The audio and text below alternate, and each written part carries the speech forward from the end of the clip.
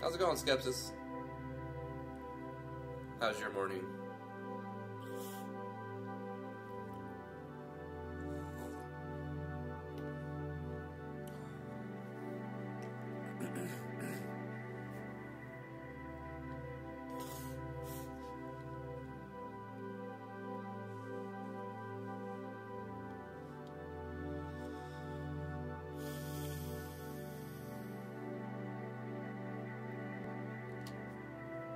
Yeah, it's going pretty well. It's going pretty good so far.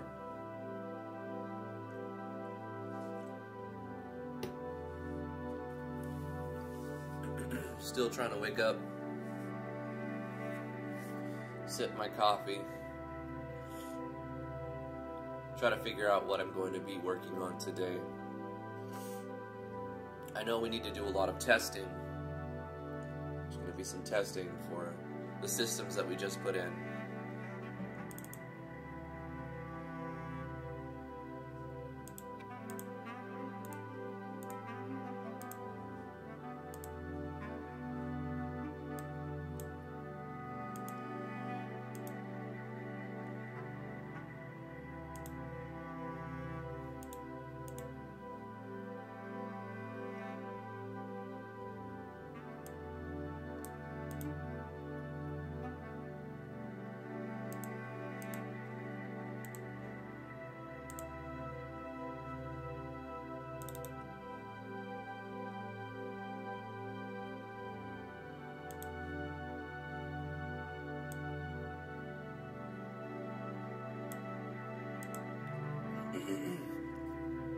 Hello, Jami Cassidy. How are you doing?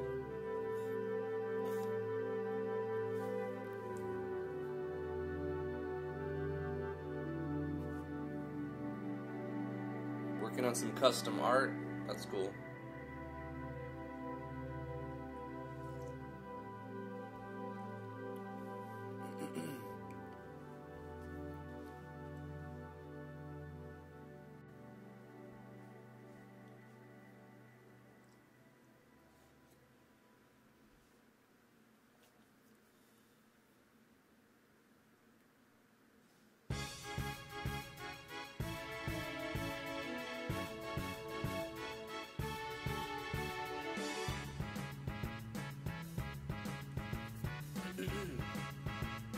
Well, I'm gonna get started.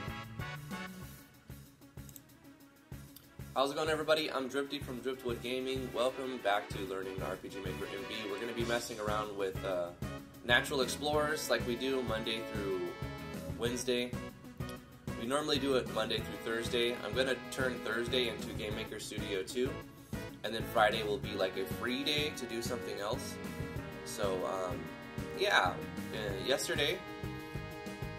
Well, the weekend was really fun. It was really good for me. Hopefully you had a fantastic weekend. On Friday, we did the first impressions of Choices by Jami Cassidy. So that video is there if you want to check it out. Fridays as well, where we will do our first impressions. We do have a first impression scheduled for this Friday as well. So that'll be available on Friday. On Thursday, last Thursday, we were finishing up the system for the player's auction. So let me jump into the game now. So we were working on this thing, and we got all of the items added. It's pretty long now, It's a long system now, but it's basically the same 2 pages copy pasted for every item, or 1 page.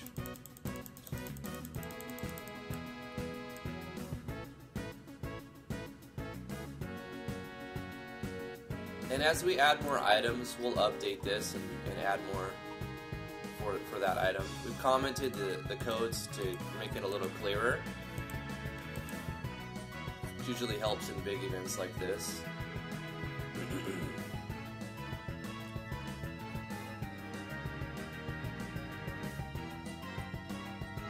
What I want to add now is maybe like have somebody walk up to the counter right before the timer finishes. So we'll need to make some sort of randomization thing going on. We'll have somebody down here.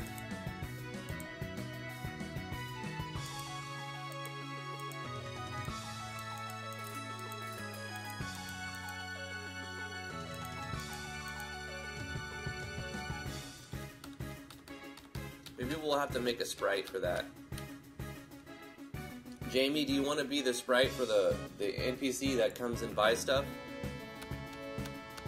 We can make you as a sprite. Let's do that. Let's make a new sprite for this.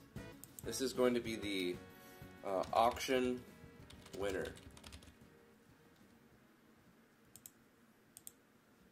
Let's make a new sprite. Randomize.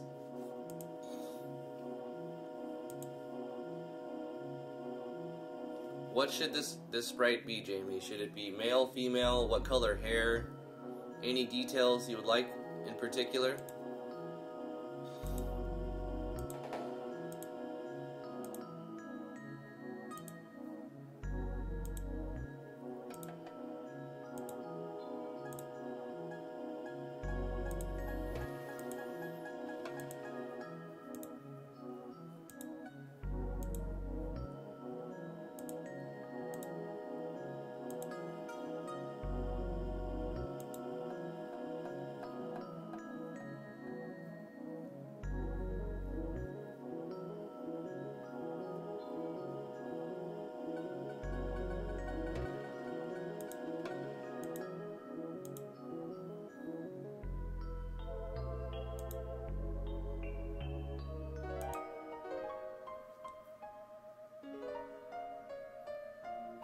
What about that?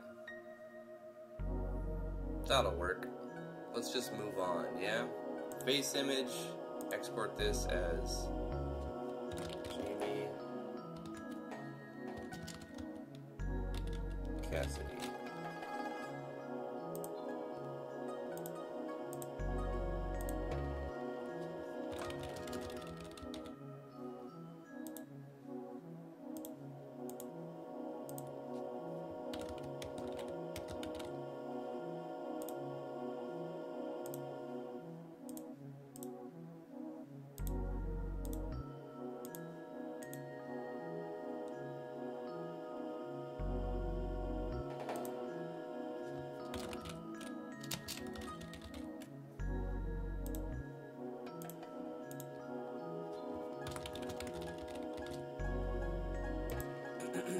Okay, now that we have this default sprite, excuse me, I've almost got this cold beat, almost got it knocked.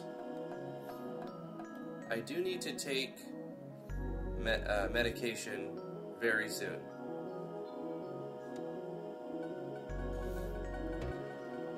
I need to take antibiotics and a cough suppressant, which I should do. But we need to change this default sprite to the right aspect ratio. So I'm going to open up the sprite.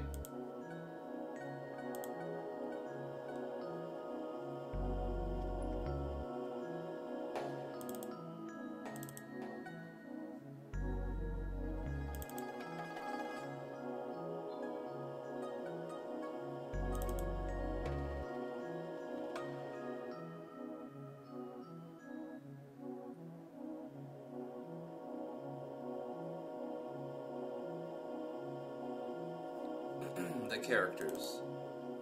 Here we go. So I wrote a little script to automatically go through all of the tasks needed to resize the sprite. So I can just simply press play, and then it stretches the sprite out. And then it should have automatically saved it as well, like as part of the bottom of the script. Oh my gosh, I'm gonna wake up one of these days. I'm gonna get woke, guys.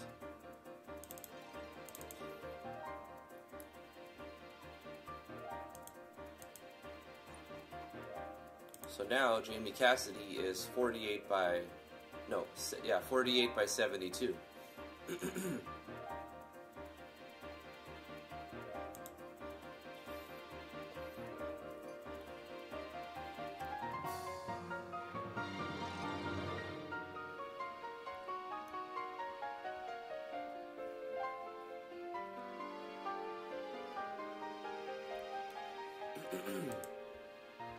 So it just basically stretches out the x-axis by 150%, and then it selects just the head region and shrinks it down by 25%, so that it shrinks it to its 75% of its original. So it's really only 2 processes that happens, and I do that for each row. So it's like, I guess, 20 tasks or something like that in total. And you can manually do that in a few minutes, but if you're going to do it for like all of your assets in the game, making a script for it is the better way to go. Shout out to Royal Crown Code for that idea.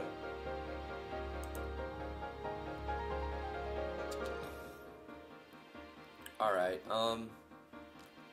we need to have this trigger at some point, right? So maybe...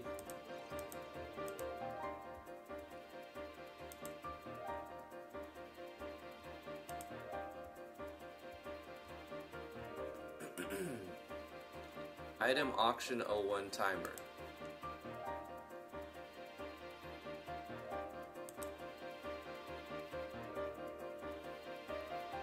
Hey Flash 15X, you didn't miss very much. We made a sprite, we stretched it out with the script in Photoshop. We're going to be adding a little feature to the auction house, the player's auction. So by the time that the item sells, someone has walked up to it, bought the item, and walked away. We need to make sure that this is selected as through. That way, like other stuff that's happening, and it doesn't obstruct anything or cause any problems.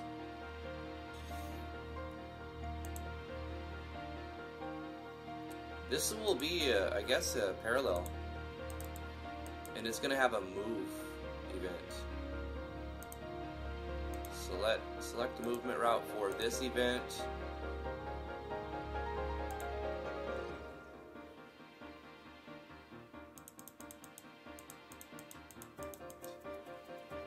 One, 2, 3, 4, 5, 6, 7, 8, 9, 10. Let's say 11, 12.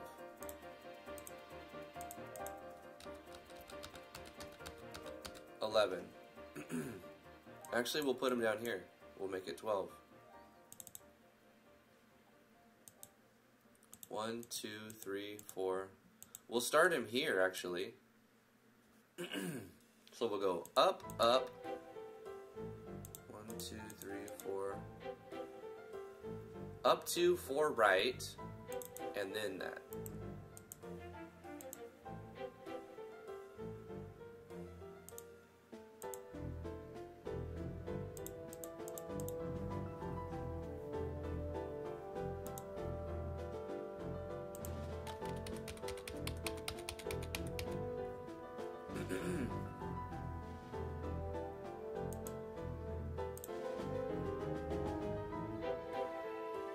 One, 2, 3, 4, 5, 6, 7, 8, 9, 10, 11, 12, and then move left 1, 2, 3, 4, and move down 1, 2.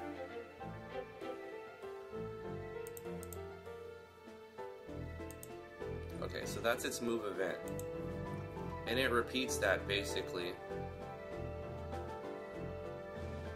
while the auction timer is on. And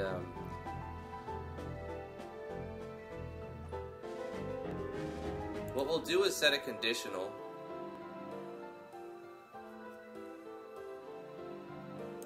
Wait, I know what we'll do. We'll control its location by setting this event. So wherever it ends, it won't matter. I would prefer that we don't just have it disappear at a random time, which is what will happen if we're using this as the switch condition. So we'll need to make a different switch condition for this as well. So we'll select a different one, and we'll have it item auction buyer switch. If item auction buyer switch is on, then here we go. So at the end of this, we'll turn off the switch. Control switch. Item auction buyer switch turns off. Right, I gotta take my medication. I don't know what YouTube's policy is about showing medication, so what we're gonna do is intermission. Hey, we'll be right back after these things.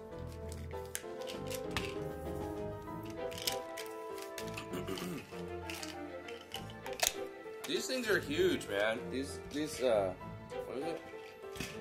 Antibiotics? Giant, man.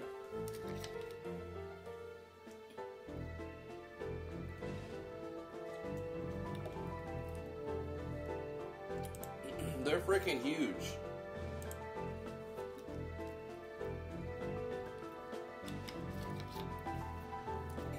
They're closer to like horse tranquilizers or something.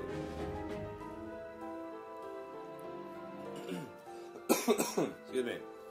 Alright. So this, we just have to figure out the right time to turn item auction buyer on. It'll turn itself off when it leaves. So what we can do is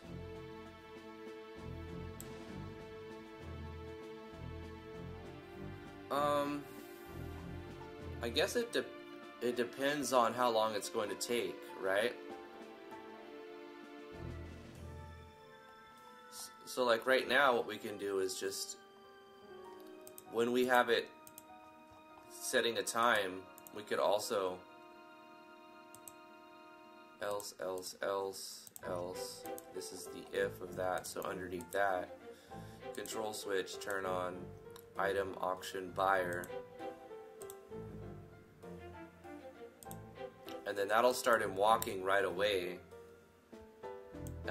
How long will that take to reach to the top and reach back to the bottom? Alright, we're going to be doing a lot of testing of the game today.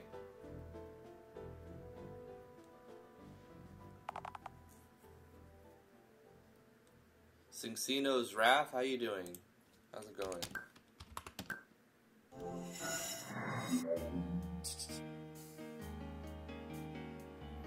Your whiteboard might be of use when planning large move routes. That's true. I can pretty much erase everything on it right now. I already did what needs to be done.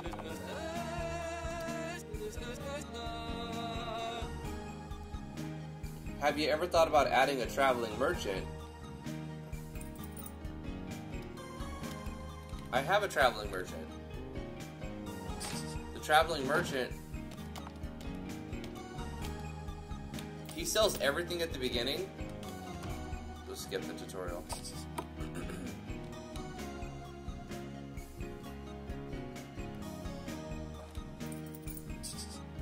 But every couple minutes, his inventory changes to one of like 15 different. This is a traveling merchant. What will it be, mate? And he sells this stuff at the beginning, and then after 1 minute, his stock goes down to only 6 items. And he only sells 6 items. But each time, there's a food ration for sale. Like, he always sells food rations so the player can't just game over it.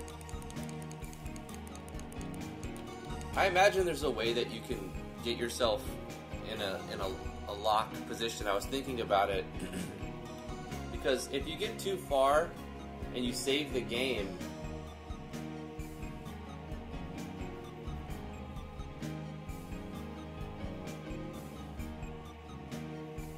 like when you're about to starve and you're too far from like actually anywhere that you can get food rations, you can lock the game up. Basically, you can brick it.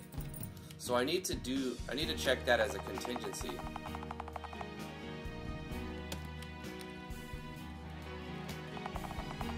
There needs to be something here to let the player know that this is interactable. Let's sell a pickaxe for 100. I want to sell 10 of them.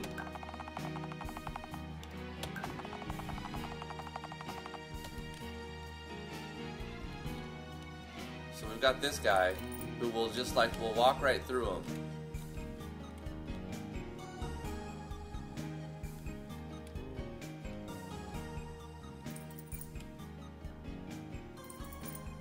The auction sold. Okay. So they need to wait a little bit before he appears. The speed and the movement on that is about right, but it needs to take a little bit longer before he appears. So what we can do is take this out of here.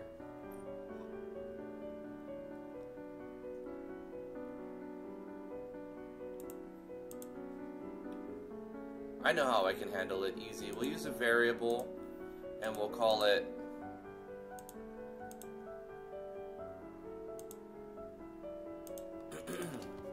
item item auction walk time, and we'll set it to whatever number we want, the number of frames we want to wait before the guy starts walking. So how many seconds did it take to go to top to bottom? It wasn't that long, right? It was like 10 seconds. Let's just start with like a 10-second. We'll assume it takes him 10 seconds to do that little spiel.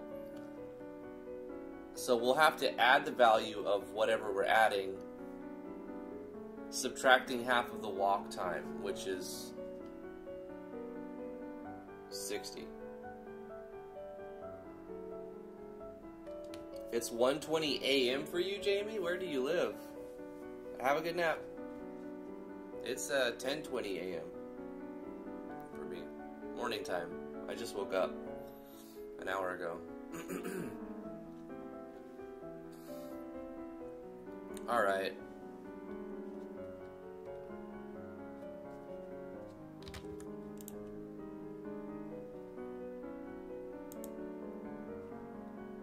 Oh, you know what we can do? If I cut this and I put it underneath here, I can set this to item 1 sold time remaining. I can set this to another variable.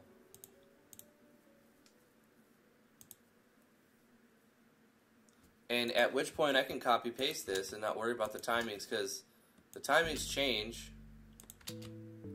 But I do need to subtract a little bit from each of these, right? Because we want the player to walk up to the bench and then the item sells and then he walks away. So I suppose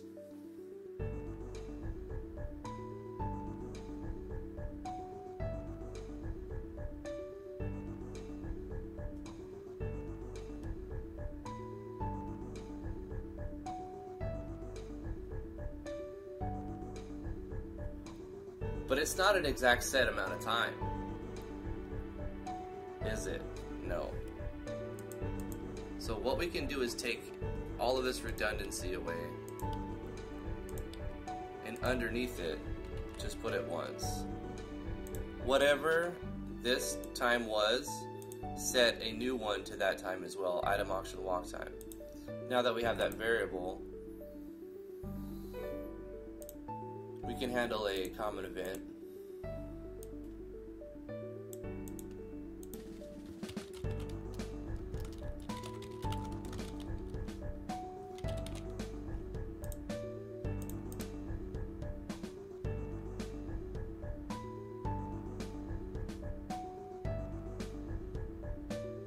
Item auction buyer.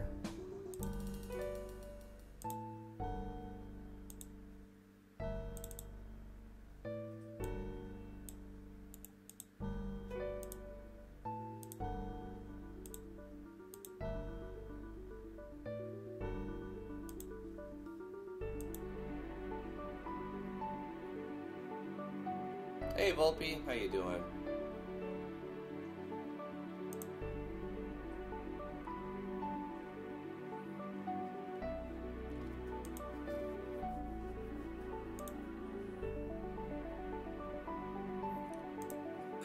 So what this is doing is adding a random 1 to 2, so the timing won't be exactly right. What I can do though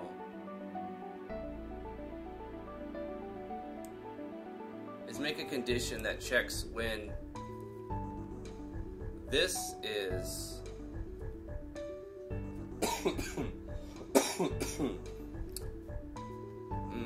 like, I don't think I need this entire thing. I don't need item auction buyer switch. Don't need it.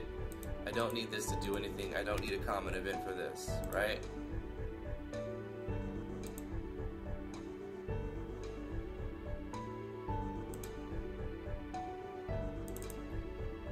No, I do need it for this. This is gonna turn itself on. When we turn the switch on, it'll start this event, but we'll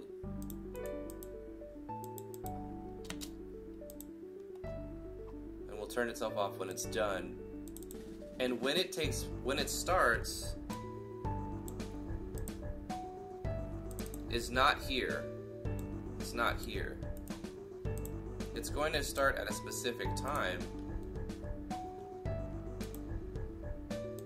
and that time will be determined by what we have remaining.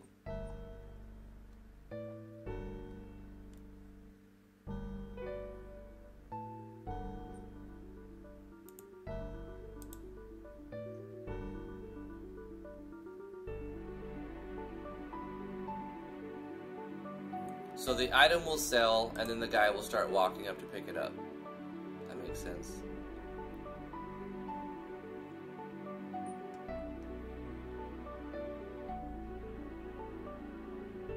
That's an easy way to do it, and that's probably what we should do, is just go with the easy way to do it.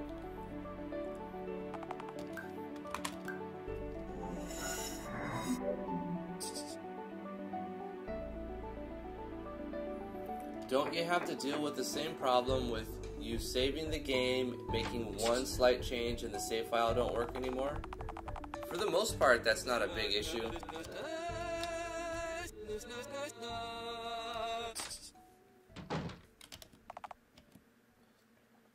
That will obviously cause some problems at some point.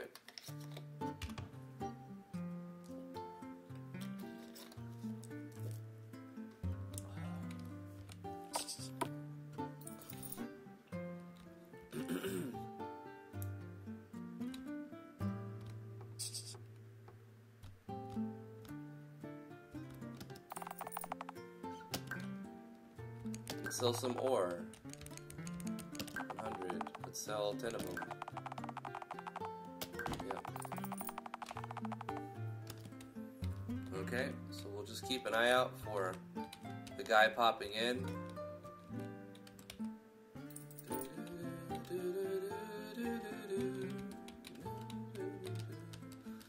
It'll actually, he'll only pop in after it sells. So now it's sold.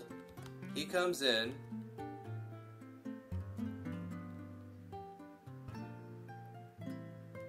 Takes that item.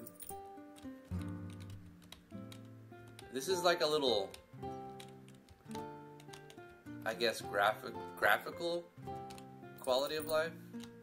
I don't know if it's quality of life. It's just a, I mean, it just makes sense, right? Someone comes up to pick up the item they bought. Not really necessary for the whole system to work, but it's like a little bit of polish. Polish is what we'll call it. But QOL will be notification, and also like letting the player know where to place the item. Like they can check this and like, oh, there's nothing here, and then completely skip it. So we need to put something sparkly here.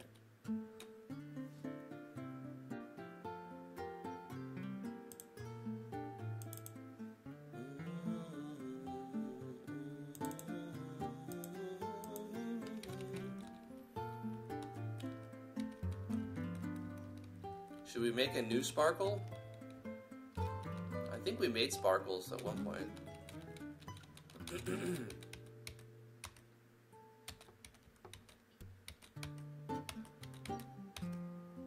We could load a sprite and make a new sparkly thing. Let's see if the one I made last time will work perfect for it.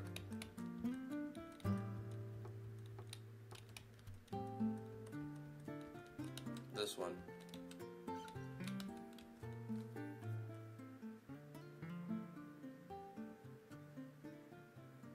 I've been focusing more on side stuff the last few weeks, like getting my sprites done and working on a skill board system, which has been a giant pain in the butt.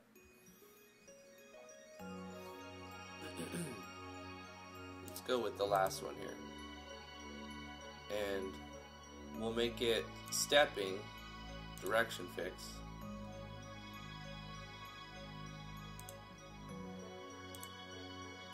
Same thing here.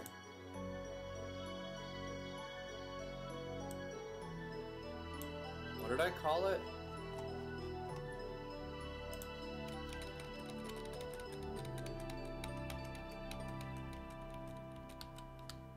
Sparkles.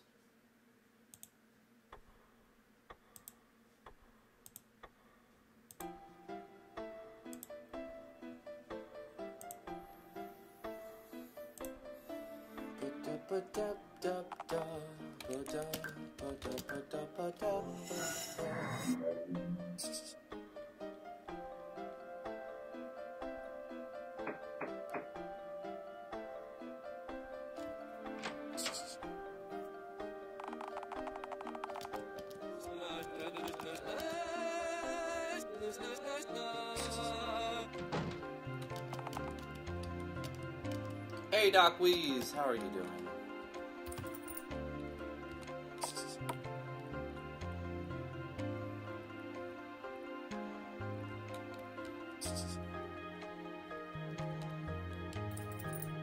There you go, that sticks out. You're like, whoa, what is that thing? What is happening here? Would you like to place your items up for sale?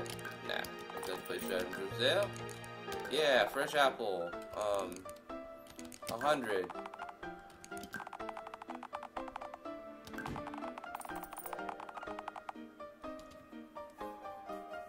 You've placed your 10 apples up for sale with an asking price of 100.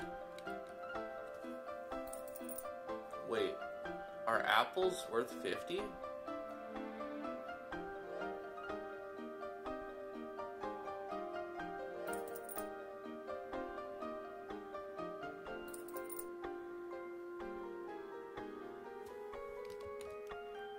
The guy comes and picks it up. Let's see if I just beat him to it. Let's sell some stuff. He walks right past me and gets his item. Excuse me, sir. Excuse me. Let's see if I can, I want 1,000. And I want to sell 10 of them. Oh, the price is too high. It would never sell. Okay. What about 500? 400? Oh, that price is too high. You would never. Smoopy-doo-boopity. Oh, maybe that's because I only have, I'm trying to sell, let's say 500, and I want to sell, what do I have, 4 of them? 4 of them. Price is too high. Okay. I have 5 of them. Okay, so let's say, what, 100? And let's say I want to sell 10 of them. I only have 5, though. See, that doesn't make sense. How can I sell 10 of those oranges when I only have 5 of them?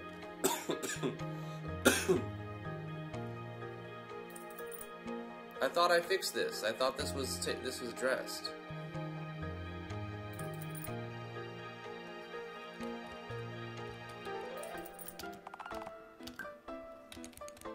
Okay, let's see spider fangs. 100. 50. Okay, I don't have that many, huh? Let's see. Spider fangs. I have 5 of them. Let's see if I try to sell 10 of them. Price is too low. You can get, okay. Spider fang. Let's say 300. 10 of them. Price is still too low. Well, let's go to the traveling merchant. Sell Spider Fang. He'll give me 700. So that means they're worth 1,400 because they'll always offer you 50% of the price. So I can ask 2,800 for a Spider Fang.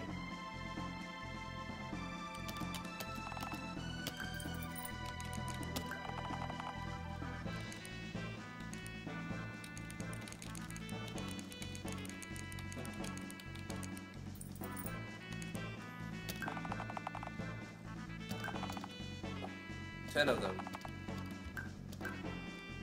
Did I have 10 Spider Fangs though? There's a bug. It's letting me sell 5 items as if I had 10 items. Gosh, there's a critical flaw here.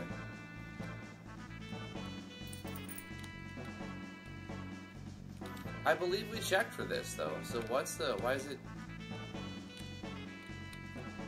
The pricing on items, if it's too low, too high, that's set correctly. But making sure we have enough is not in there. And of course this is selling for more, so it's taking a little bit longer before the person buys it. Okay, so it's sold.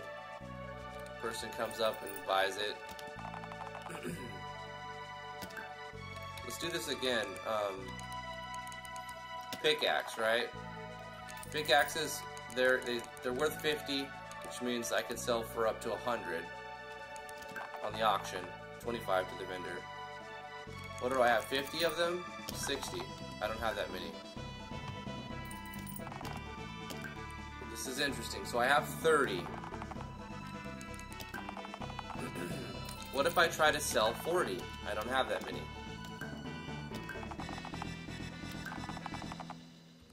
What if I try to sell 35? I don't have that many.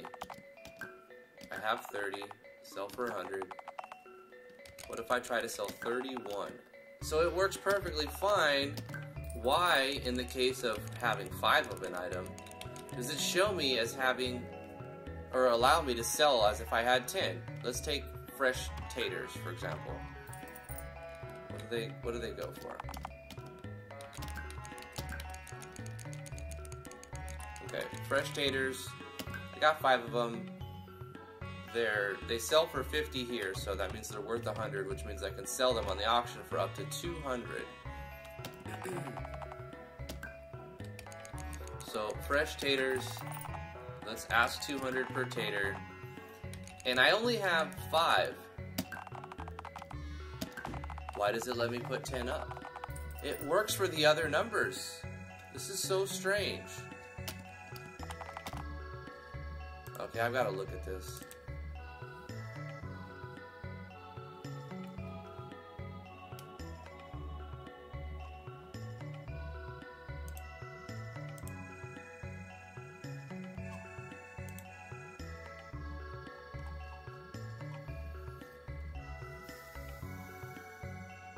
Okay, where's the quantity? Select the price. There's the price. Input digits, 5 digits. Item 01, select sell price. How many are you selling? Select the number. Item 01, select sell quantity. It's set into 2 digits, so we're using variable select sell quantity. Control variables. Quantity check equals item quantity check.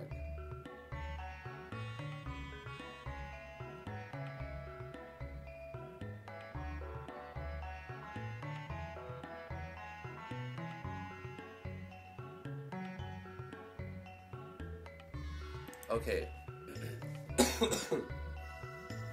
We're storing the number of how many the player says they want to sell inside of select sell quantity. And then we're storing the number of the item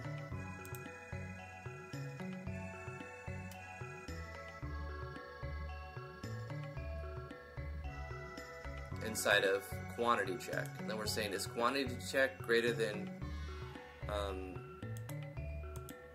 that, it should be fine. Wait, did I not adjust the control variables for all these events? Okay, pickaxe works fine.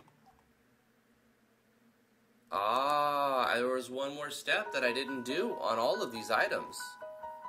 For item number 2, I need to change this. It's checking pickaxes every time. Or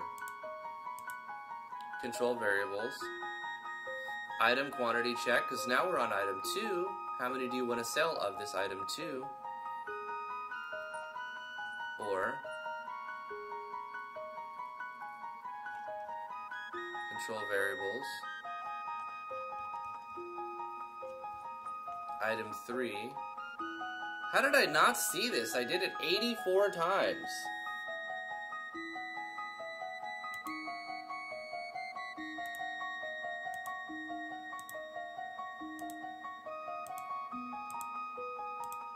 Coal.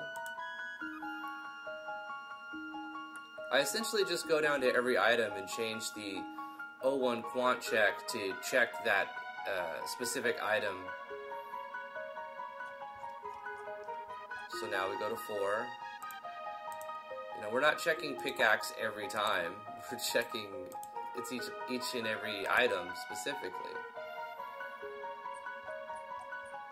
How did I miss that 84 times in a row?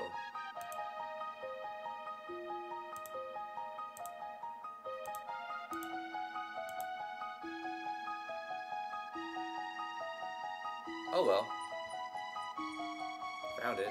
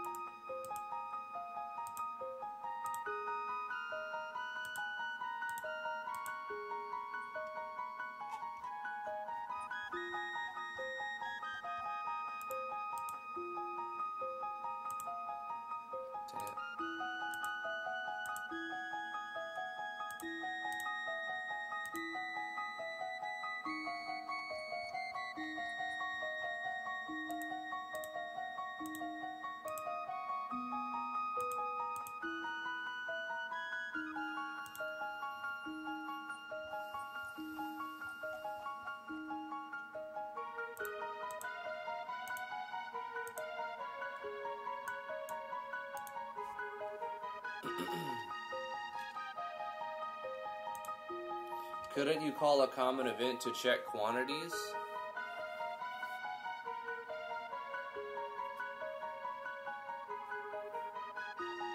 I mean, you would still have to specify what quantity are you checking. Like, this is just the best way to do it, because these are already branched.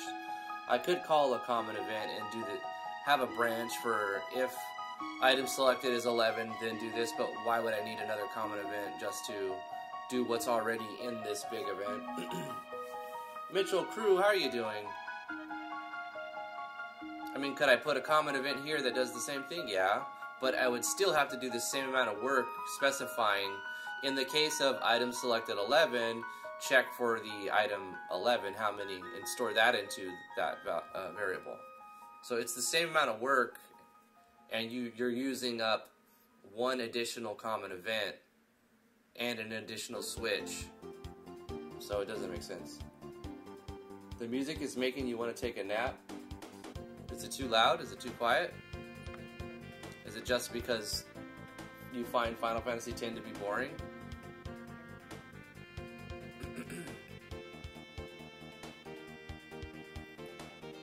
Did I do this one? Tasty Shroom, is that 12?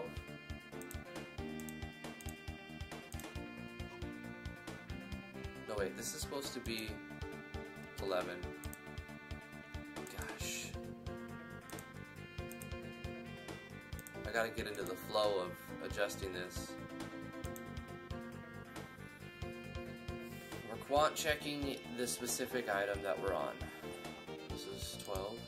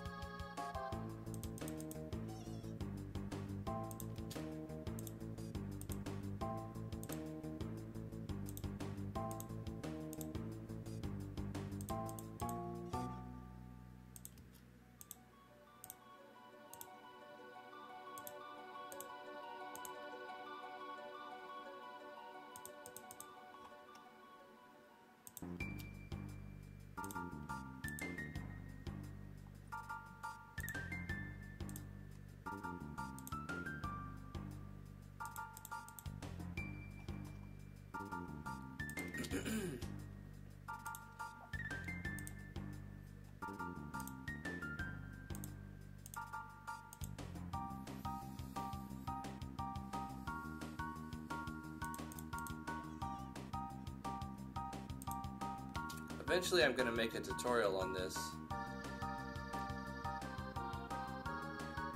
Like a streamlined tutorial.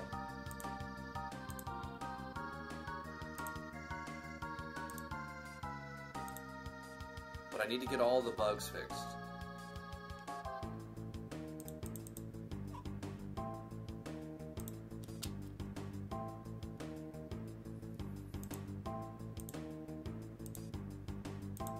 And add all the polish.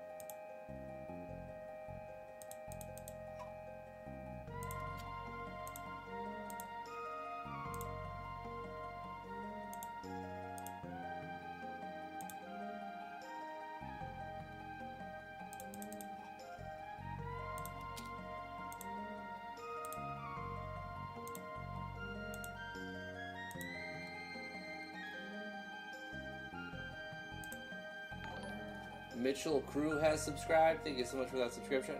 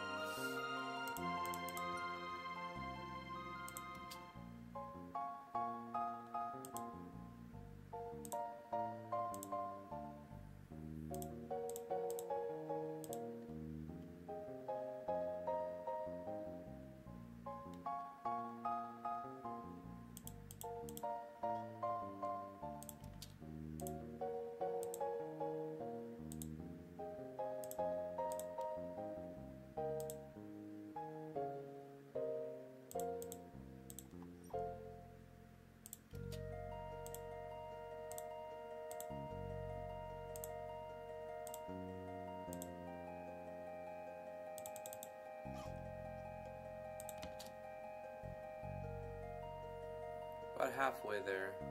A little over halfway.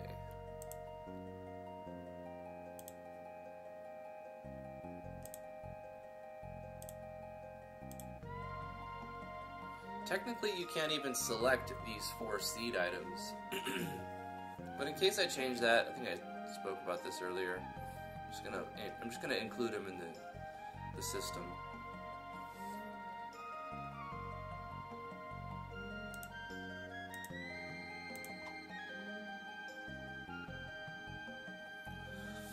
Because I set them to hidden items. That way when you go to plant something, it just shows you seeds, not all of your items.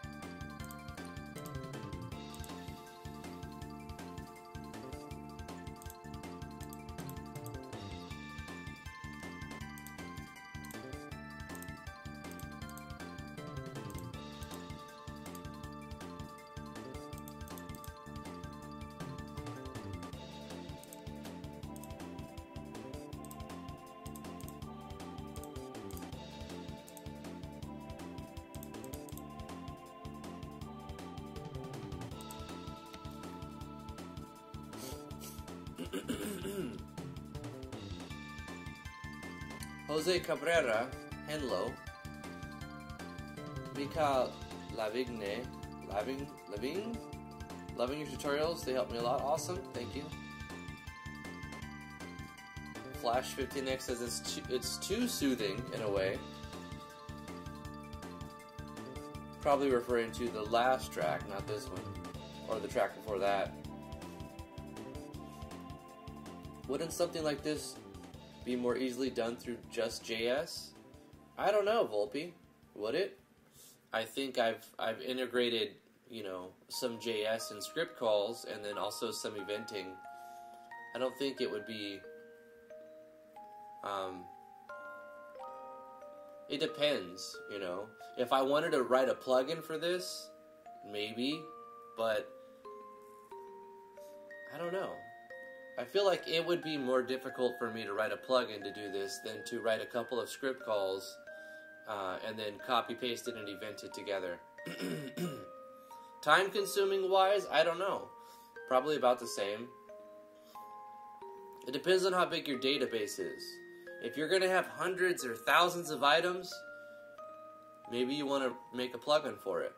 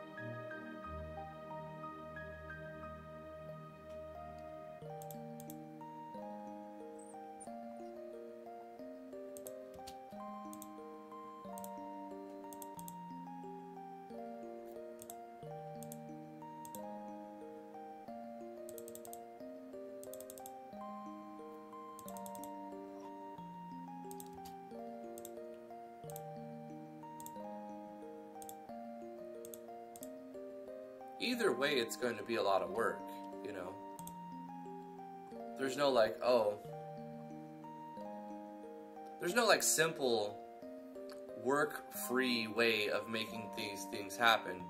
You'll either have to figure out all of the specifics and syntax and bug testing and all of it inside of a plugin. You'll have equal amount of work most likely. Now, if you, like I said, if the database is into the high hundreds or thousands of items, you might be better off making a plugin to do it, because at that point you're going to be doing so much eventing that it will be less work doing the plugin.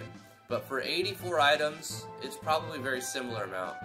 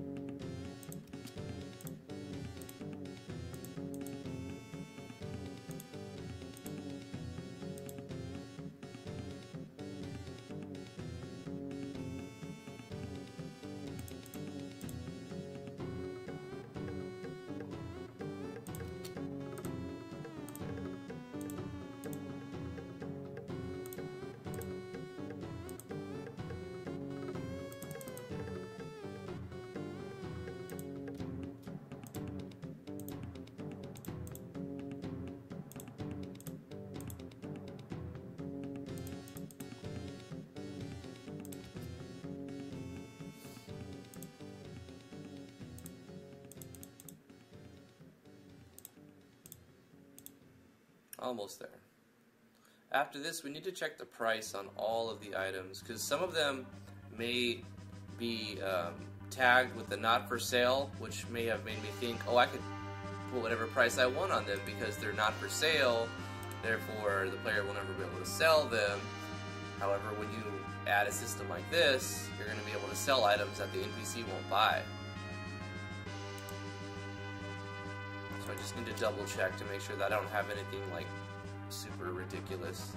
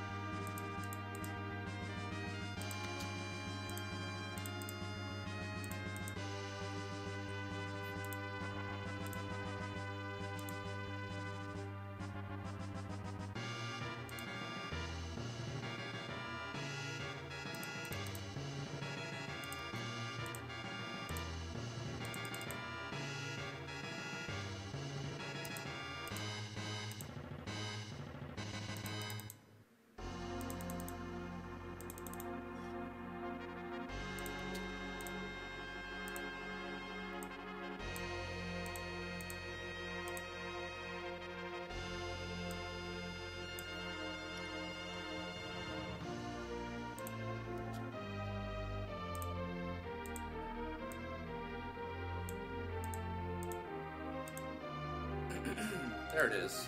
Okay, we'll save our game. Now we've updated all 84 items. Back to the testing phase. We need to make sure that we can't exploit the system in any way.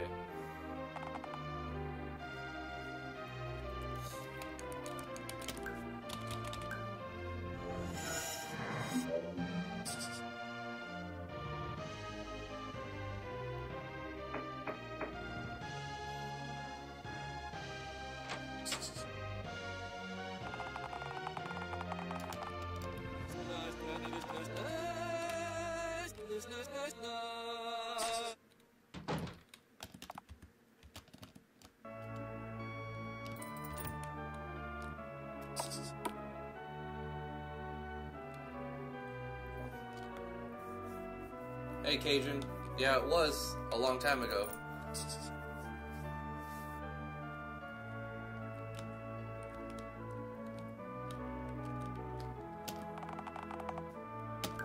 Alright, let's try again. Let's sell, let's see, fishing poles. Let's try to sell 20 fishing poles.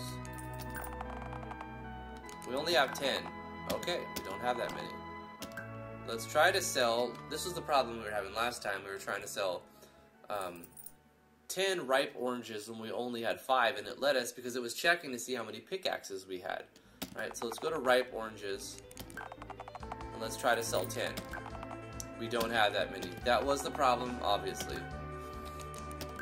Let's try to sell 6 ripe oranges. We don't have that many. But now, let's see, will it let us sell 5 of them? Because we have 5, so it should let us sell 5.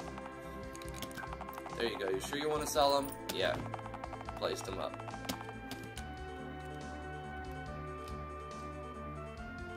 And the sparkle is diminished while it's being sold. And we've got the icon of whatever item is being sold. Here comes the dude, the thing sold, and the sparkle becomes full-blown again. Let's sell some strange liquid. I don't even know what it goes for. 1100. Let's sell 25. Oh, we don't have that many. Let's see what they go for.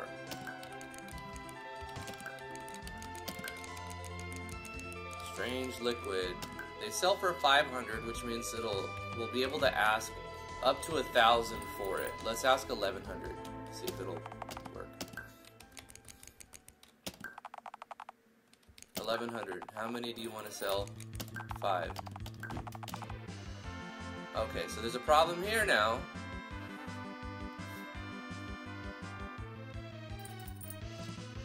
$1,100 each.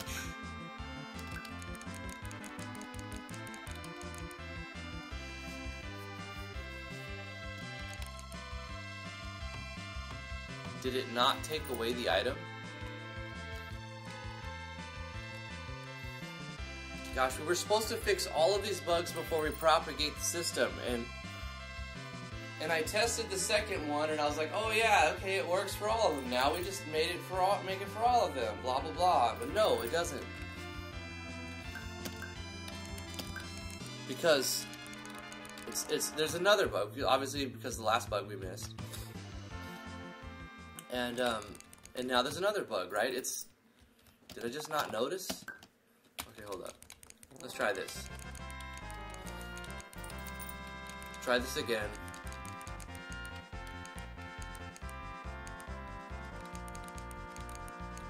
Strange liquid.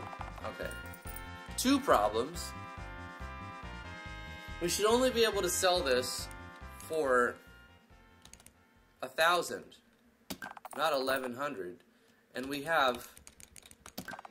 Okay, so it's making sure that we can't sell more than we actually have. We fixed that bug. We can only sell the number that we have.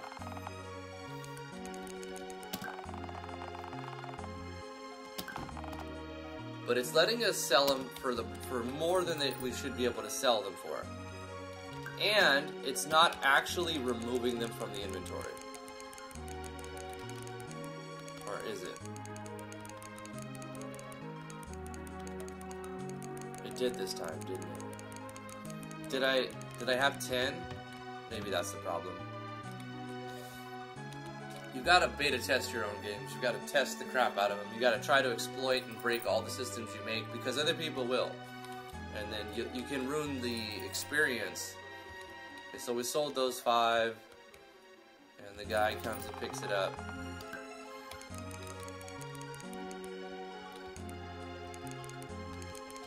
Let's pick a new item. Let's go with Poison Fangs. Okay, I have 5 Poison Fangs.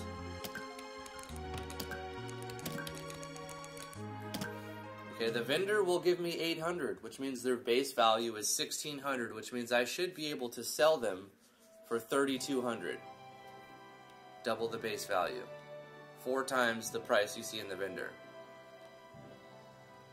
Oh, that's why it was selling for 500, because the base value was 1,000, so I could have sold each of those for 2,000 each. That's why it let me do it. So I think this is working. We'll test this in this case. The base value of the Poison Fang is 1,600. The vendor will give you half of its value, so they're offering 800. The auction house will let you place it for up to double its base value. So its base value is 1,600. I should be able to place it for no more than 3,200. Let's try a few things. Poison Fang. First of all, let's try to sell it for 5,000, and let's try to sell 10 of them. We don't have that many. Okay, so we know it's checking the quantity correctly. Let's say 5,000, and let's just sell 5 of them. Here we go. The price is too high and would most certainly never sell.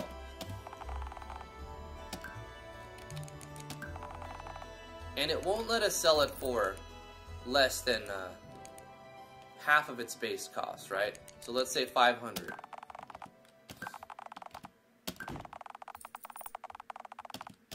What is half of its base cost? 800. It should not let us sell it for 500, right? It should let us... It should minimize at 800.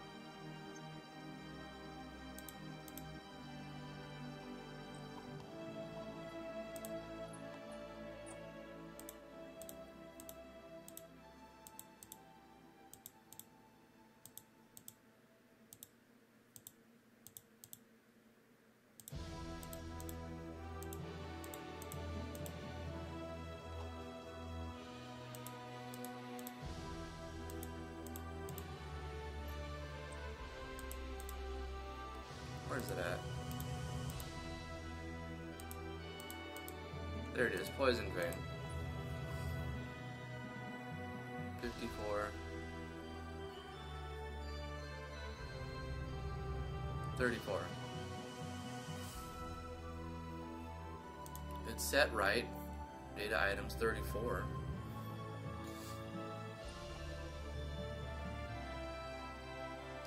So base price is half.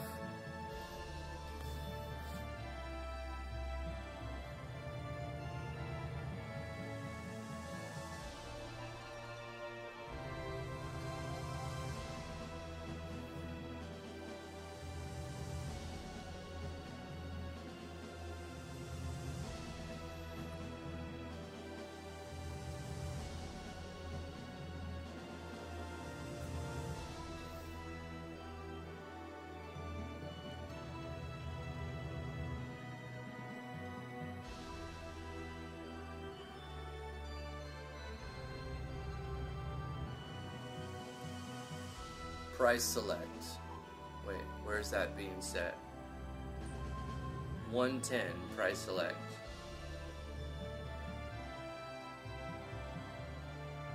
Where am I setting variable 110? I think I need to reset 110 at some point.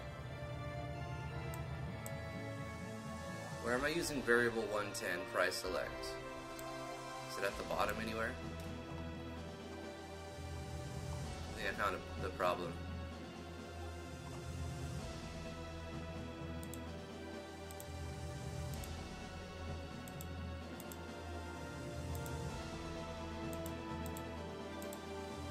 Okay, what about in the common event?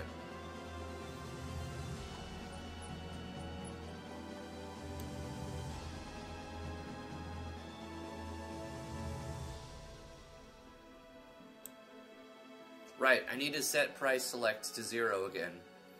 Okay. New control variables 110 item.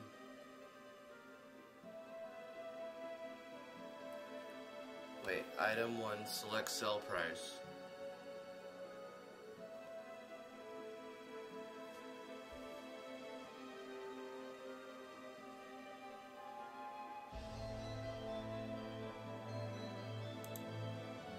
Wait a minute.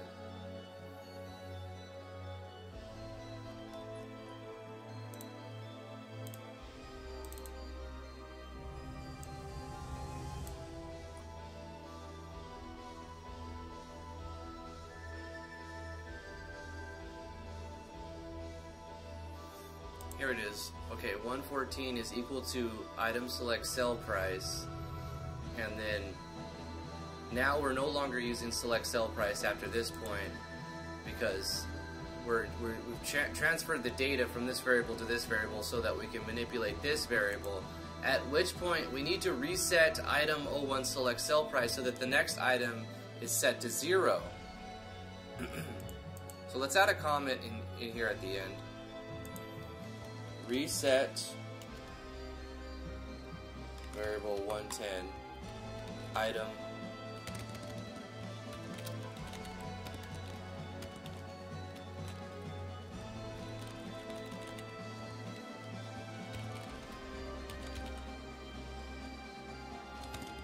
item select sell price back to 0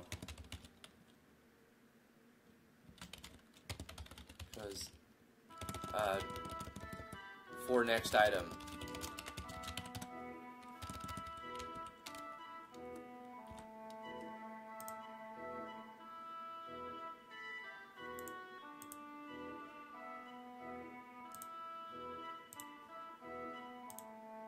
Set to 0.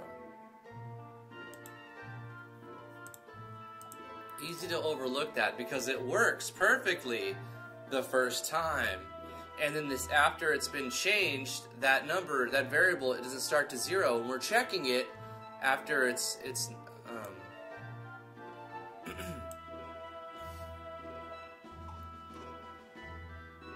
we're manipulating that variable And it's no longer 0 to start with the second and third and fourth time. I'm trying to look for wherever we reference variable 110. Which is just here, right? Input number.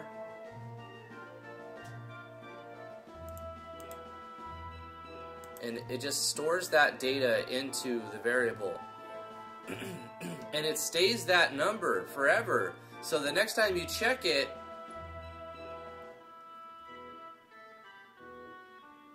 but you know, the thing is, it should be fine. It should reset because, like, when you input number again, the variable should just be changed, right? You're setting it to a new so I don't see why this would make any difference, what I just did.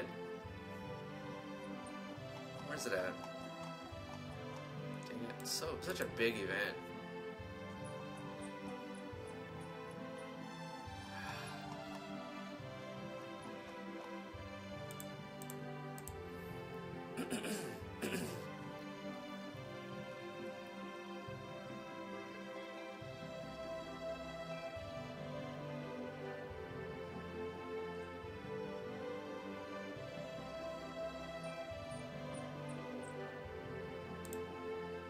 In the common event, do we reference it at all? 110.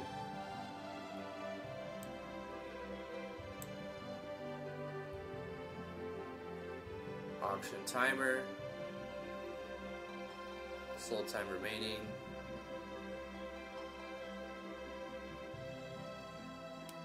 No.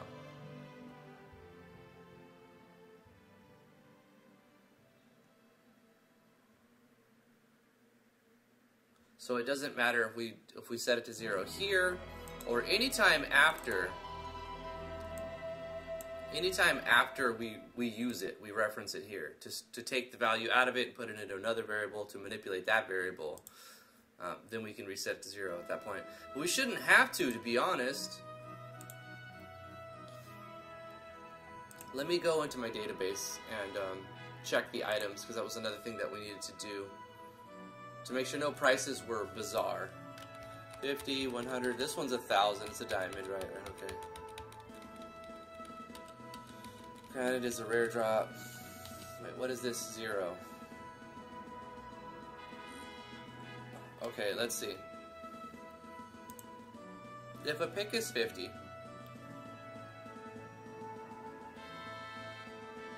and this can give you to 10 to 20 of each of those, 500 to 1,000 will make this 750.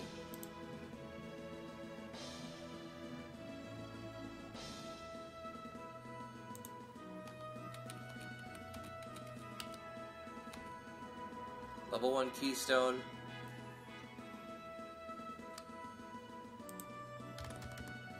It takes 1,000 gold and an item that's worth 1,000 gold, so this is worth 2,000 minimum. I don't want the player to sell it, so I'm not going to let them turn a profit on it. Essentially, they still could, but they'd be better off just selling diamonds to go save them a step. So it's fine.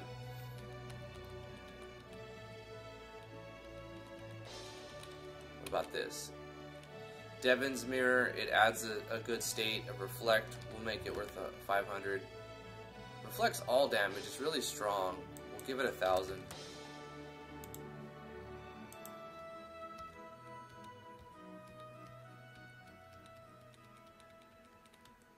So the empowering gem is worth 5 grand. I'm gonna probably take this out at some point. You're given one of these.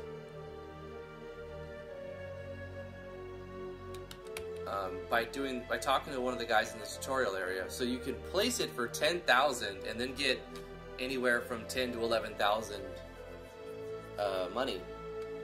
So that's fine. If you go through the tutorial, it'll make a little bonus. I'm gonna probably phase it out to do a less menu-based weapon upgrade system anyway. It'll stay in for now. There's another chest of saws. Okay. Lumber saw. Where are those?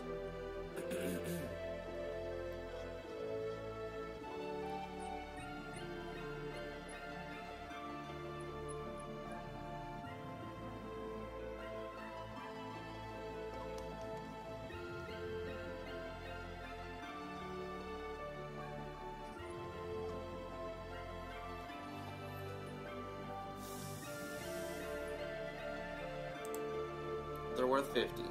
Okay, so this will be the same thing. It can be from 500 to 1,000. We'll say 750. Same story.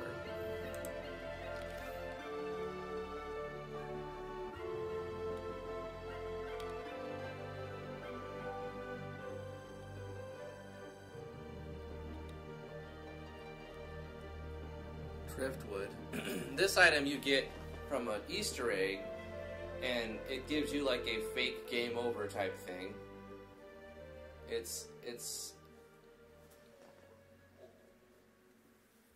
It really shouldn't give very much money at all, because then you incentivize the speedrunners to name their character that, just because you'll get like whatever bonus from it.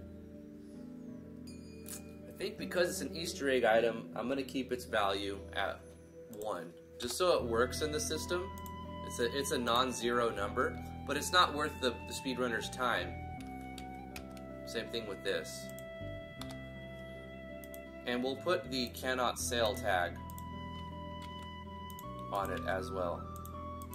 So you either have to use it or auction it for 1.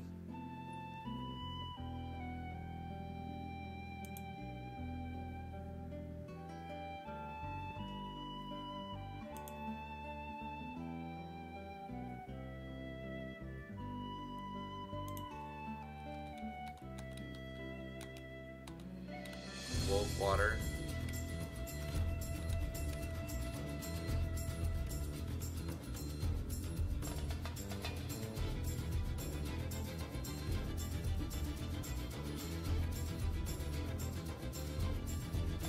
Okay, this is a passive state bonus.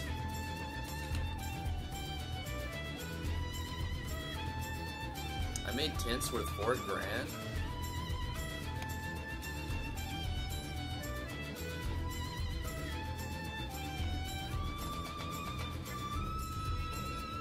Let's drop those to $3 grand.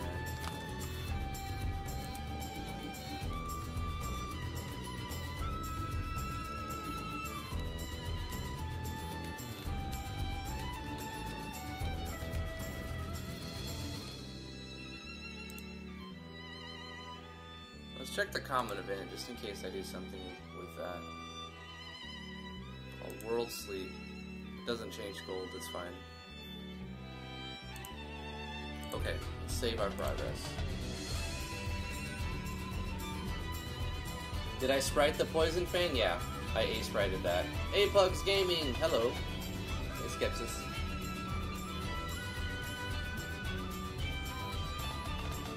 Yeah, I know Occasion 1. Sorry about that. I'm trying to keep up on chat and also still work on the game. I get distracted sometimes. And I'm like, okay, I gotta get this done. I want to not lose my place. But I do read everything.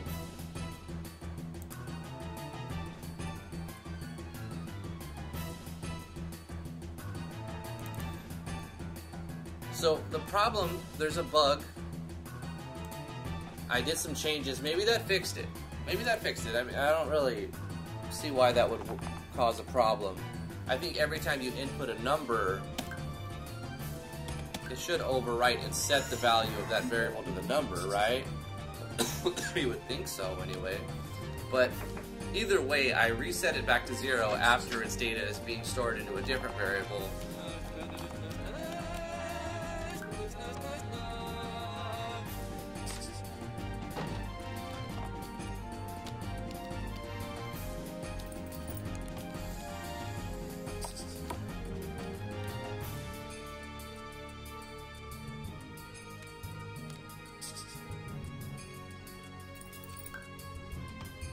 Still have that no face graphic bug pop up from time to time. I'll have to probably buy a preloader core plugin. Alright, let's try to break it. Let's go with Spider Fangs. Let's look at the Traveling Merchant. Okay, to sell a Spider Fang, he offers us 700. They usually offer, the merchants, the NPCs, as far as I've set them, will offer 50% of its base value. I turn that snare down a little bit in my headphones. So if the NPC is offering me 700,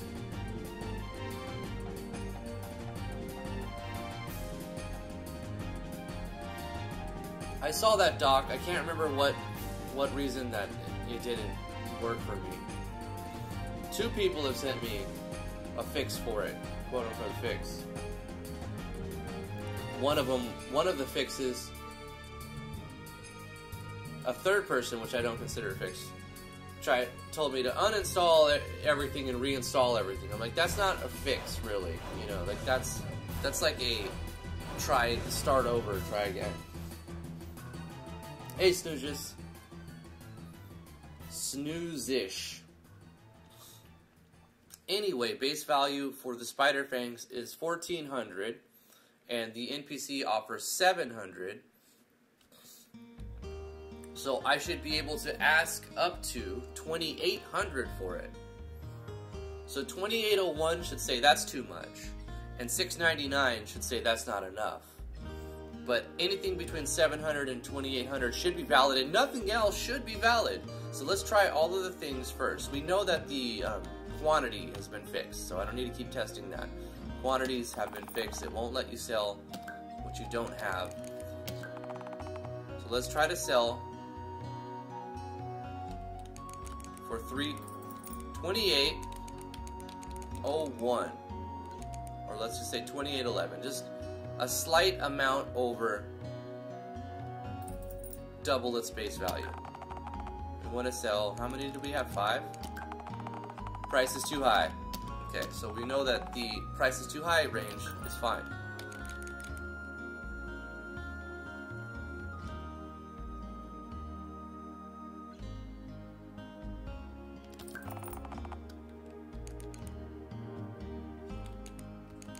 Let's set it to, oh, I know what the problem, I know how to, okay. Let's say 500. Yep, I know what the problem is.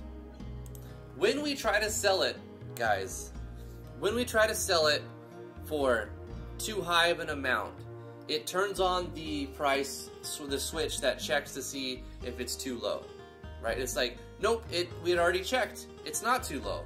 But then we sell it for something that's too high, so one of the switches is on, but not the other, right? Then we try again, and there's nothing resetting both of those back to 0. So we try to sell it for a lower price, and then it says, is it too low? Well, this is already set to 1. Is it too high? No. So now they're both set, so then it'll go. So the last thing we didn't need to be there. Inputting a number will set its value. So this is not necessary. I'm going to leave it though, just because I don't know why. Defunct. Not necessary.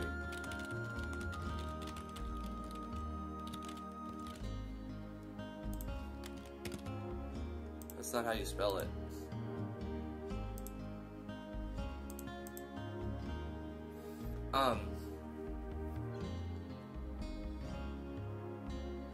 Right. So where I'm actually resetting those things is in a common event. Right? I'm resetting these switches back to 0. Is the price low enough? Is the price high enough? I'm setting them back to 0 at the end of the thing if you sold the item. But what if you tried to sell it and the price was too high or not? Anyway, long story short, I need to take these off of here. Is the price high enough? Is the price low enough? Take them off of here and put them in here. So when we're finished, no matter what we do, no matter what we go through here, at the end of it, it's going to turn these.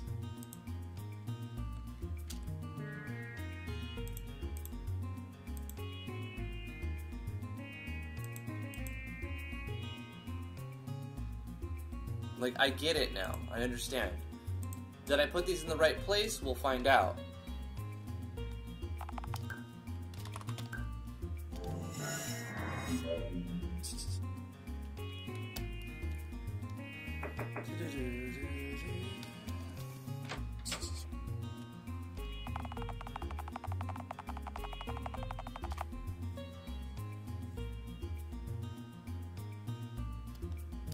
You got the face actor bug.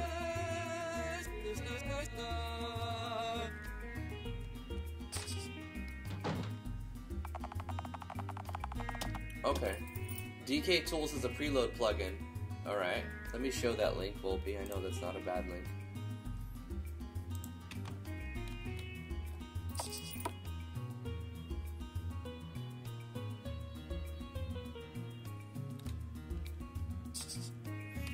Okay, so we're going to do the same thing again. We're going to try to sell the Spider Fang for 3,000, or, you know, 2,900, and the max should be 2,800. So what this is going to do is turn on the switches that says, is it too low? No, it's not too low, so turn the switch on. And then it'll say, is it too high? Yeah, it's too high, so don't turn that switch on. They both have to be on for it to sell.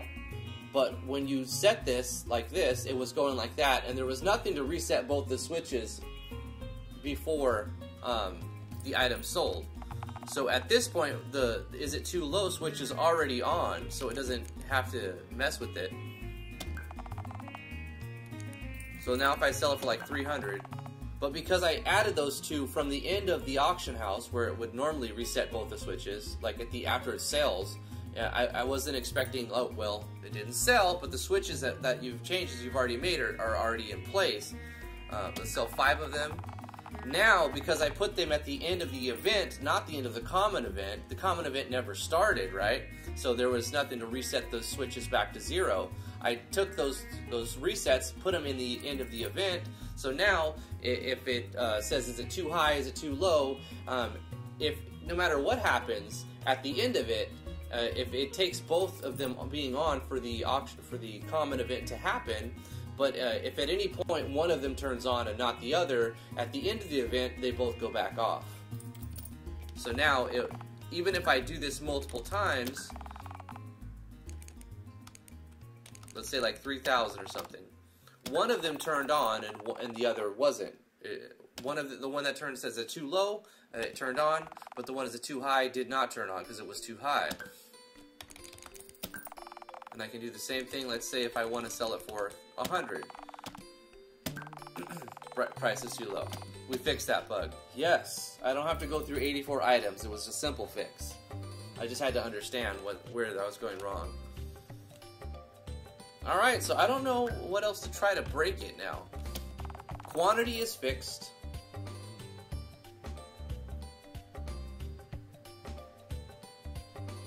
Off topic, but what are y'all thoughts on best game soundtracks? That's open to the floor. I guess I could start.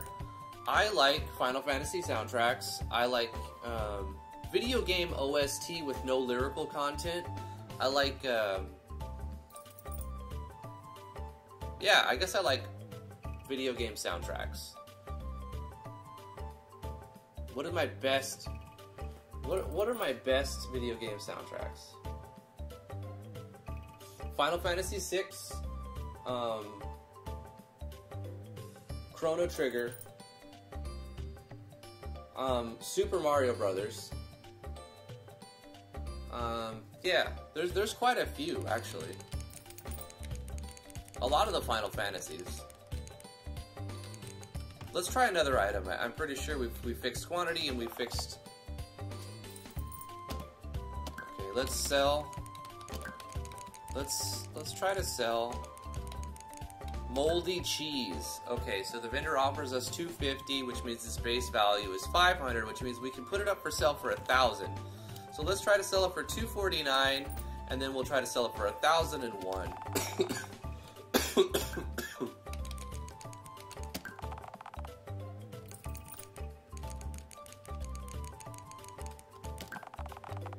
How many do we have? I don't know. We're gonna try to sell 5. Price is too low. Good. Checked up to the digit. We got 10 of them. Let's try to sell 20 of them. Let's sell 500. That's a valid price, but let's try to sell 20, 25. We don't have that many, so quantity's right. Selling it too low is correct. Okay. Let's try 1,001. That should be one too high. And we have 10 of them, so let's just sell 10 of them. Price is 1 point too high. Let's try it again. I think we think we've got it set up. So we're going to ask as much as we can ask for it. Placed them up, and we got it. But we not only need to check to see if it works, we need to see if it works over and over and over and over.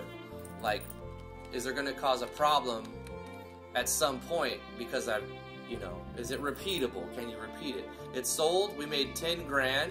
We sold each of them for 1,000, and then we made a random between 0 to 10% bonus on top of that, since it is an auction after all.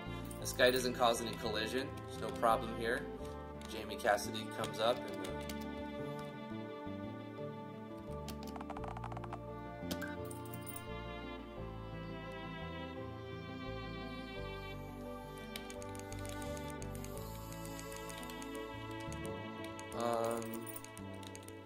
let's try another one. The thermal jewel, right? This is worth 5 grand, right? So if we were to try to sell it to the NPC, he would offer us 2,500.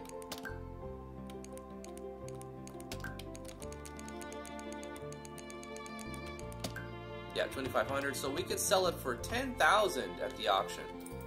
Let's try to sell this for too low of a price. Let's try to sell it for 1,000. Isn't that too low? Yeah, that's too low. We only have one. Too low. Alright, let's try to sell it for 15,000, which would be too high.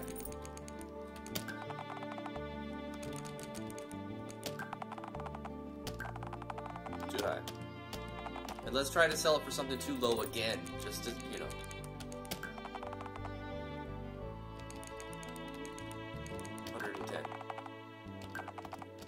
It's fixed, guys. I think it works perfectly now. Right, let's sell it for the most we can sell it for, 10,000. We're gonna sell one. Make sure you want to sell it. Yes, it's placed.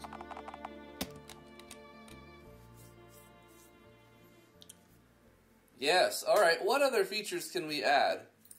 If we already put in a timer system, so. Like, the higher the ticket, like if you're making more, Chaos Control, what's up, dude? How's your day going? My day's going great. I'm just getting over a cold, so I feel a lot better now.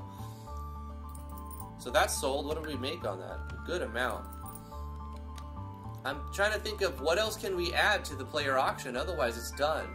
And we'll only have to change it when we add more items, by just adding another copy-paste page of stuff. I've been playing Final Fantasy XI, Chaos. I've been playing on the free server, though, on Eden.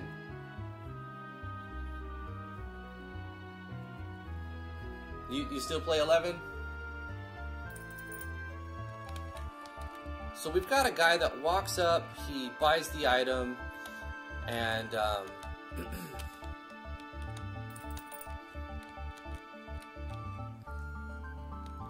it lets you select a quantity of items, it lets you select any of your basic items, it lets you set your own prices. We're gonna starve here in a minute. Gotta buy some food rations. Luckily the traveling merchant will always sell them. But we're better off buying like some fish, trying to get this I need lumber for that. I think I started myself with this stuff. Need to buy stones though. You know what I need to do actually? Oh yeah, I forgot I put those harvestable shrooms in. I need to actually play the game as if I was going to be just playing the game and test everything as I go through. That's what I'll do. I'll start a beta test. We're testing our systems. I think I've got the player auction done, like finito. As for like what other quality of life additions I can add to it, I'm not sure. Like, I'll put a guy in the tutorial area that lets the player know that they can sell their items at their own area. Make a rare merchant that can sell harder to find objects. Maybe I'll make an encounter on the world map somewhere. The player walks around and encounters a traveling merchant. So instead of getting into a random encounter that's a fight, it's a random encounter like on a temporary map.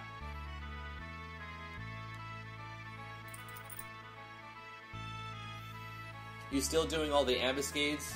Did you get your artifact weapon? I know you have Tizona, but did you get the Almas yet? I know you were working on that. That's what I was doing on retail. But I was doing it all wrong. Like, I was just trying to half-ass everything for my Almas. So like, you need to get all the triggers. Like, I should have brought Ninja. Like, I have Ninja, so it doesn't make sense that I wouldn't do it.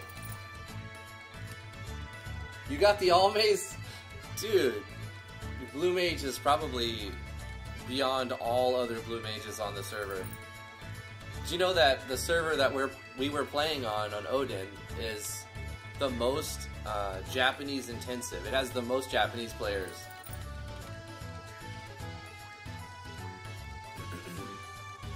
If you guys have any ideas on other features to add to the player auction, or anything in general, let me know.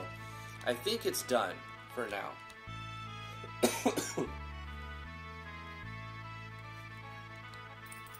Okay, I'm going to beta test the game, and as if I'm just going to play it without the storyline. Just play it for playing it.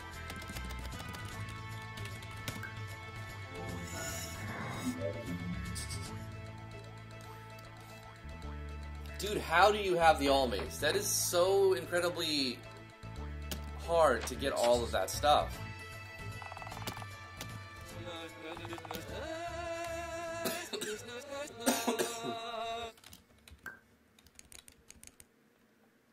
You know what I need to do, though? If I'm going to play it for real, I need to put my characters at level 1. So let's go to our actors and set them to 1.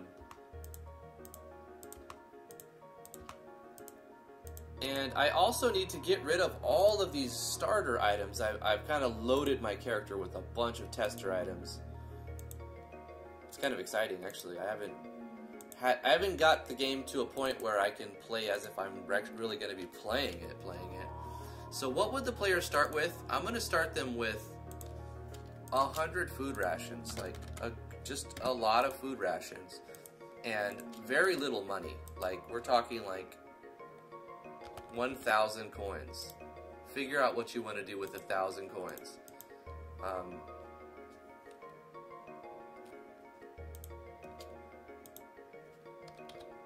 5 pickaxes.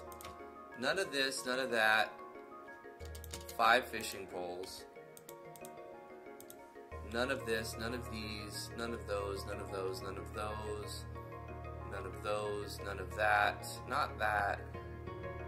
Maybe one of these, just to show that they exist. Some apples, some oranges. You know what? 5 of these is actually a decent number. But none of these, or these, or these, or these, or that. None of that. Nope. None of those. Definitely not soulstone. That's a 1 out of 100 drop. No logs. None of that. None of that. You don't need any ore. Yeah. So just like 5 pickaxes, 5 fishing poles, 100 food rations, and 1,000 gold. Like, pretty skimpy beginning, right? But at least there's something there. 1 resurrection item.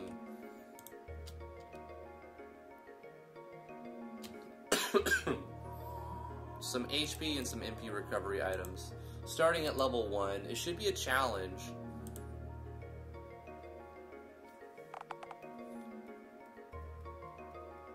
Maybe a reminder of something to let the player know that all their things are sold if you are not in town. Oh, I have that. There's a Gab window notification. So, like, you'll get a little pop-up saying your stuff has sold. And a sound effect, too. Good idea, though.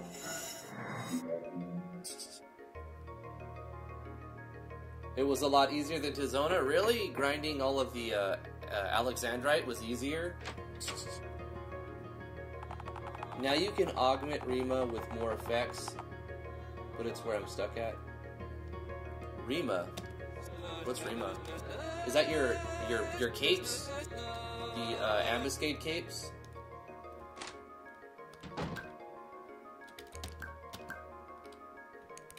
Okay, this skill does nothing, and it's just a bug. I need to remove that. We're going to just ignore it. It's not a big deal. I don't need to restart for that. It does nothing, so it won't really be like an exploit or anything. We got music therapy, we got blessings, we got fortify. Just a few abilities at the start, not very much. We can get a free recover right there. We can play piano if we want.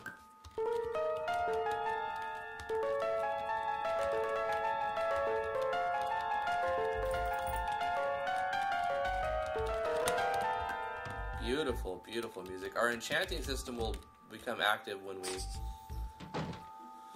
go through the tutorial. There's one way to make easy money in the game. And it's not repeatable. Let's check our map. You can see our world map, which is something we'll update over time. We need to add another NPC in here that lets the player know that they can sell their stuff at the auction. So we'll add that as well. Let's talk to Doc Weeze here.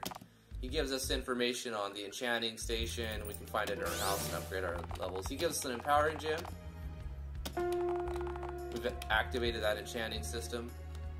All of the books gives us tips on the game, and these guys say stuff. This guy will give us an item. Let me show you my special move. Now you try. Ugh. Excellent job. Take this as a reward. I made it myself. What did you get? Strange liquid. What does it say? Shake it. Shake it up, baby. We got some shook water. Shake it? No. Okay, well, we got some regular water. You can't repeat that. If you have one, then it won't give you anything.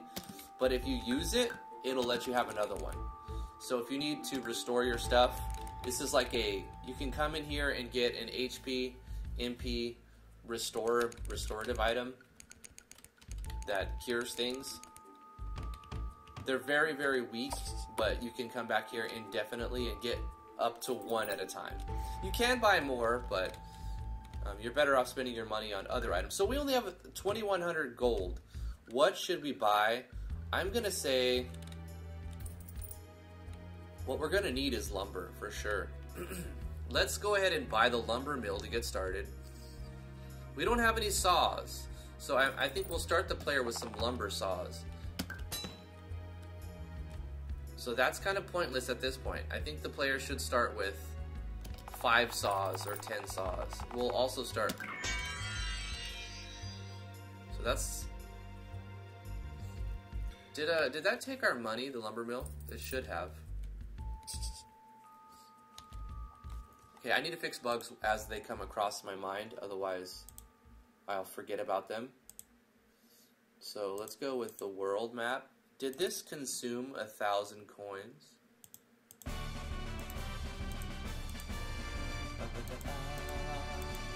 When you say purchase, do that. It didn't actually it didn't even check. Okay, so it checks how much gold we have.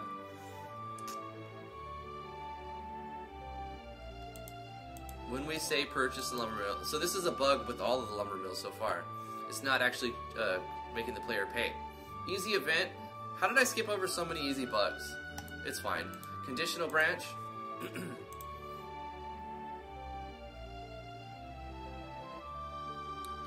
We can do this with a variable, or we can do it just by saying, does the player have this much gold? We'll just do it like this.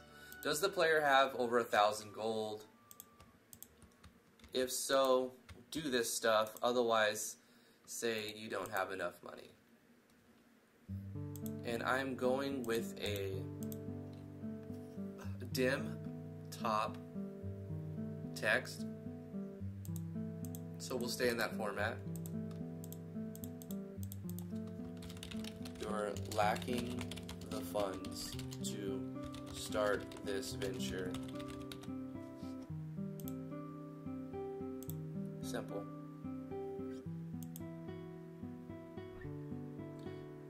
We also need to do the reduction.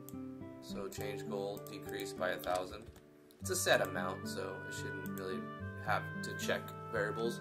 We're only checking the variable here so that we can reference it inside of here if we wanted to. Don't necessarily need to. So all we did was, okay. So let's go to these as well. Do the same thing, conditional branch. Does the player have over 1,000 gold? Add an else handler. Put that in the else handler. Take this, cut this here, put this here. And change gold by decreasing 1,000.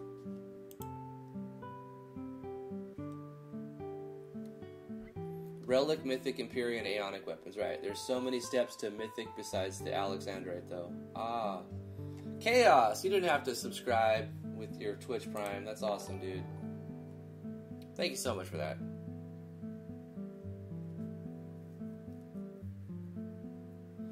That's MB for you. Doing so many interesting things.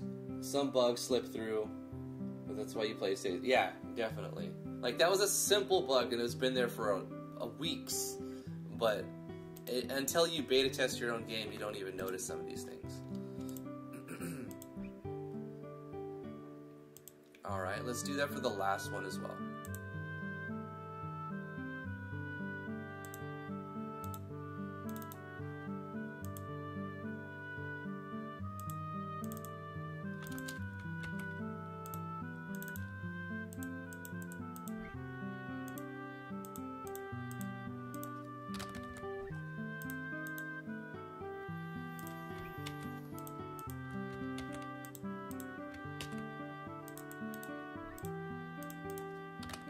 Easy fix, easy fix. Okay.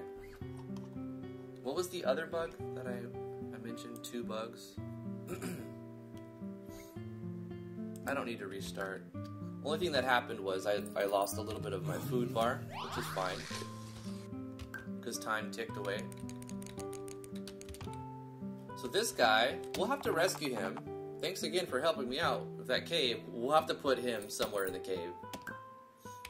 But for now, we'll leave him in here. Let's buy 4 carrot seeds, 1 potato, 1 strawberry, 1 cabbage. Actually, we'll buy 2 potatoes because we have 8 plots. So we'll go here. We're going to want to plant some carrots.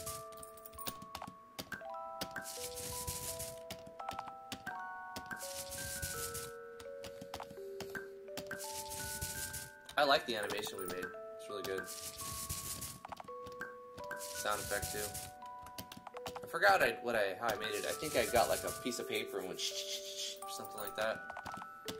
It's cool making your own sound effects and your own animations and your own sprites. And we could buy this apple tree. Let's buy this apple tree. It's going to give us apples every 3 minutes. We're gonna need something for food rations, that's for sure. But let's go rescue the Tinkerer first. This guy is not gonna be there. And all of these little circles won't be there, so we'll pretend they're not there. They're just like battle tests.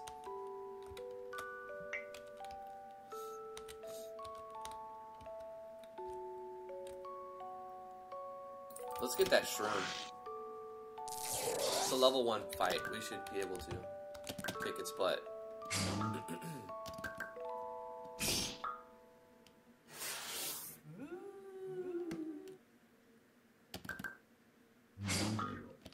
Easy. Salvage cloth, memory fragment. Got some good drops on that. We didn't get the 1 out of 100, but that's fine. We harvested a sad shroom. So we got some items to sell already. We get TP regen, but minus 20% of our speed for 5 turns. We get 80 TP and TP regen, but we take a speed debuff. So it's like if we need to burst damage on something to finish it, perfect time to use it.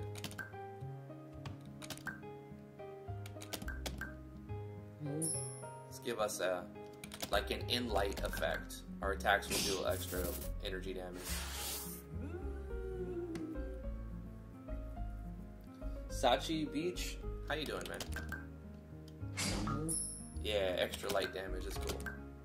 Let's give a... we don't need a buff. I think we're going to win this fight easy. Aw, that's very nice of you, Chaos. I really appreciate it.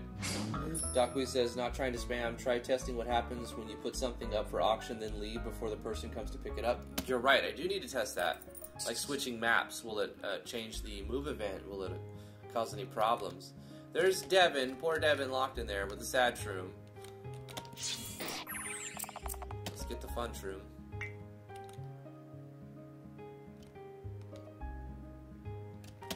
We can skip that fight.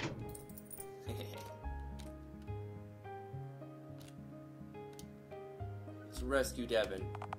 Oh my god, thank you for rescuing me. I'm so scared. Reasons, I'll be in town. We got the Tinkerer's kit and we unlocked crafting. Now we have the synthesis in the menu here. And we can do stuff. We can make a keystone. Oh no, we have a keystone. We need the diamond to make it. Oh yeah, there's still one dev thing in here. Like whenever we enter, we're given a free keystone, which won't be a thing. Player will have to use these dungeons to level up, fighting level 1 creatures until they make a keystone and enter the dungeon. Level 1 keystone is right here as well, so you get 1 free keystone if you look for it. Did I put this... I don't know if I tied this room to anywhere. This might be a game break bug here. After... I don't know where this goes to. Oh, Weapon Unleash. Get wrecked. I nerfed it because it was too strong. We got level 2 here. Yeah, okay, so I removed the teleport because this doesn't go anywhere yet. But we'll make a room for that pretty soon. One of your plants has finished growing. All of our plants. Cool thing about growing plants is not only do you get money for it, but you also get experience. Oh, this is hidden pretty decently well, but if you go over here, you can get a chest of picks, which is good because we have a mine and we're running out of picks. So we can use that. You open it, and we got anywhere from 10 to 20. We got 16. I want to make some secret over here at some point. That's some shroom there. Get that shroom. Fun shroom. Tarax lighting is good too. Let's harvest our stuff. Harvest your taters, precious.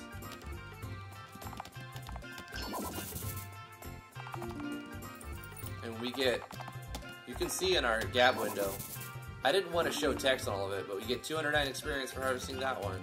It's kind of random. It's a lot early on, 265. Drifty is now level 3. Scavenge learned. Jinx is now level 3. Twinkle Bop learned. We got 5 cabbages.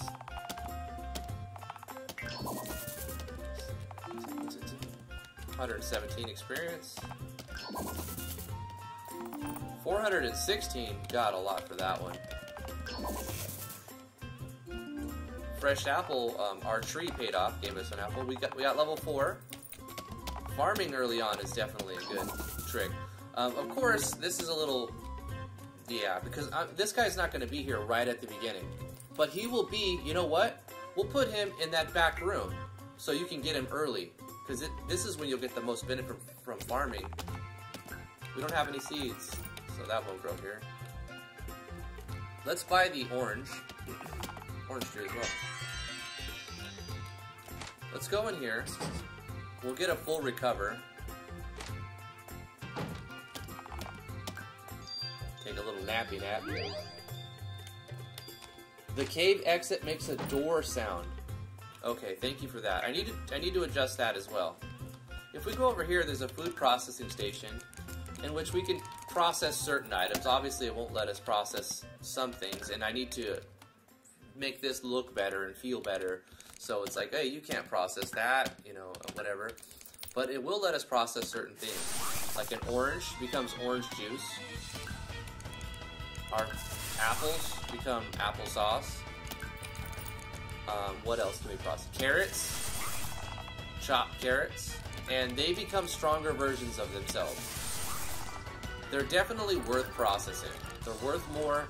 They, like it takes, you know, you take 3 items and put them into 1 item essentially, but the value goes up by 3 to 4 times, and the effectiveness is like combined. So it only takes 1 turn to do what would normally take 3 turns to consume. It's just worth doing. I've made it so that it's worth processing your food. Also, you can sell it at the auction house for more, or to the NPC.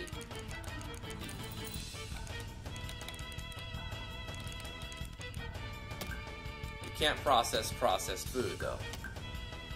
So now we've got some stuff, some items, like orange juice, which the descriptions of items tell you what they do. I try to be very clear with the players so they know what their stuff does, like down to the percentage.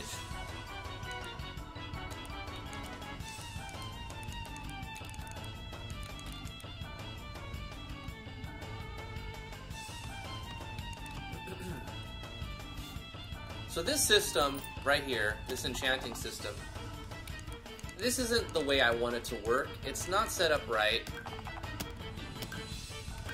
And it's a hassle. You have to go into your menu, and you have to unequip your weapon, and then you have to go through here and select the enchantment gem. This is just clunky. It's very Final Fantasy 11-ish menu-based, which I'm not really a fan of. I love 11, but it's obviously too menu-based, right? Too many menus. Then you have to select your weapon, and then you enchant the weapon.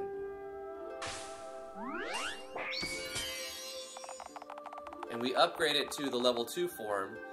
Its parameters go up, and the chance for the weapon unleashed to trigger also goes up, in which case we can now equip the level 2 version of the weapon.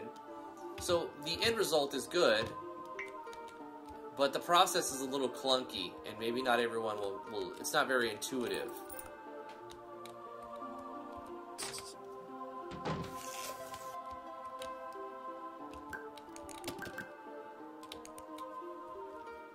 Did I get a message?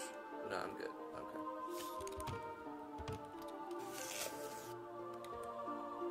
Alright, so we could have placed that enchanting gem here for 10,000, but I figure a weapon upgrade would help in the long run. The speed run, you'd probably sell it to make money right off the bat. What do we have here that we can sell? Diamond, we want to use that for the keystone, but because we're given keystones still in the debug, we'll do something else. Not items that will give us something in combat, but other stuff that doesn't give us anything. So, memory fragment. Let's see. What does a memory fragment sell for? We need to test this. Let's sell the memory fragment. It sells for 50, so that means its base value is 100, which means we can place it for 200. So let's place it for its max value that we can, 200. And we only have 1, so let's place it. You want to sell it for 1? Yeah, you want to sell it for 200. We place it up for 200, we'll get a notification. We need to leave the map and see what happens. Like, if we get the notification saying, hey, this thing's sold, we need a way to get food rations. Because when food rations run out, we're going to starve. Waiting for the notification to say our item is sold. The auction house is going to take 10 times as long as it does right now, once I actually put it into play. But we're still testing some things. So, for example, we have unlimited keystones, and the auction is 10 times its normal speed. So at any second, we should get a notification saying that thing's sold.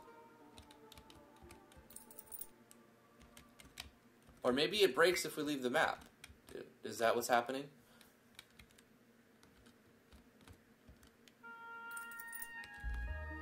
Yeah, it definitely should have gone already. Or maybe did, and I didn't. Like, the gap window was on force gap, so if something happens like within a few frames of each other, it'll erase the previous and put the first. So I think it already happened, and maybe the gap window overrode itself.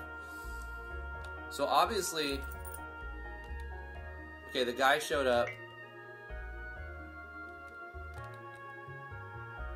Okay, so it waits. This thing just waits for the player to be on the map for it to do. I like that though, because then it shows more activity. Okay, let's try something else. Let's do a pickaxe for 100, because it's worth 50. Its base value is 50, so the NPC would pay 25, which we could put it up for 100. Let's just sell one of them. I want to see if we're in a different map. Does it not show the gap window, or did it just overwrite with force gap too quickly? So within 5 to 10 seconds, it should give us a gap notification saying, hey, your item sold. Okay, your auction sold. It does show it. And it doesn't cause any problems. It'll wait for the player to be on the map for the guy to start walking to pick up the item. That's pretty cool. That's pretty cool. I like it. I really do. That's really neat. Okay, we have a problem though. We need a way to make saws. We need a way to get fishing poles. We need a better way to get pickaxes, right? Well, we have a way to get pickaxes. See, right now we'll have to buy them. Let's buy 30 saws. Let's buy 20 pickaxes. And buy a little bit of food rations. Also, we need to make a thing that lets the player not completely GG when they run out of food rations, because they could be put into a spot that really messes them up. When you die in the graveyard, you incur a penalty instead of game overing. I should probably do the same thing here. Incur a penalty when you starve to death. Like, you pass out and then you get rescued.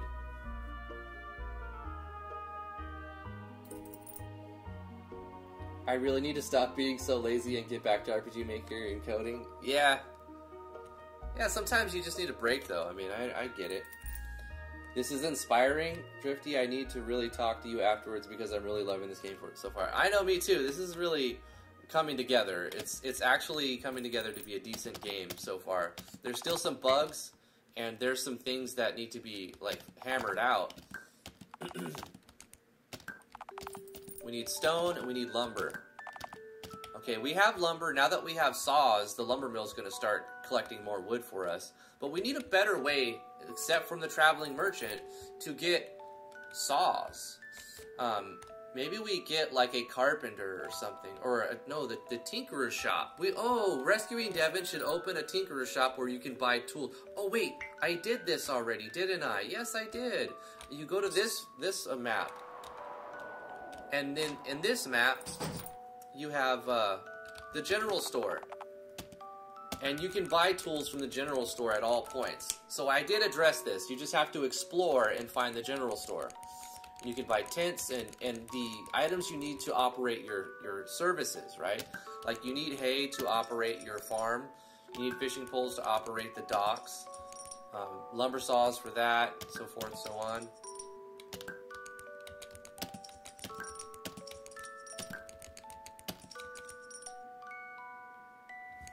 So let's get 10 of these, and let's go buy the farm.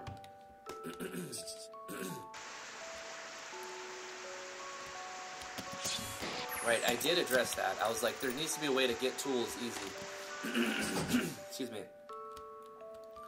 This guy, he operates like a little diner. You can order a meal, and you can buy all of the food items. So the food items you can purchase here if you don't want to craft them yourself. So this guy sells like the tools, sleeping bags and stuff. This guy sells food. This is the guy that you get the first boat. This is the guy that gives you the boat. But you have to basically process your wooden logs and build the boat. You're looking for a boat, huh? Well, I'm a little short of supplies. If you bring me 200 cut lumber, I'm sure I could put together a small sloop to get you where you need to be going. It only charges a small labor fee of 2,000 coins. So you need 2,000 coins looks like you're a bit short on the coin side of things. Come back when you're able to pay me. So you need 2,000 coins, and you also need to,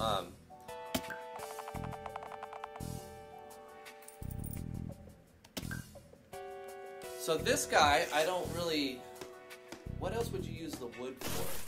He processes all of your wood to cut lumber.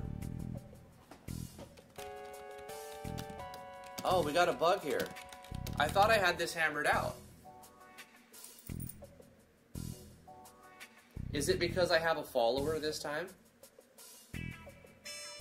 I think I need to adjust this to gather followers. Yup, this needs to be adjusted. This is game breaking right here because now there's a move event, which is fine because I gotta go anyway. But we found some good bugs. Good bugs. Let's fix this bug real quick. Also, I want to adjust that system so that you can select how many lumber you want to. You don't have to just process all of your lumber, right? Let's give the player the option to choose how much they want to process. Where is that village? On the world map. Port Town. This guy's event. Okay. So when we start this thing, sounds good. We need to gather followers after the move event.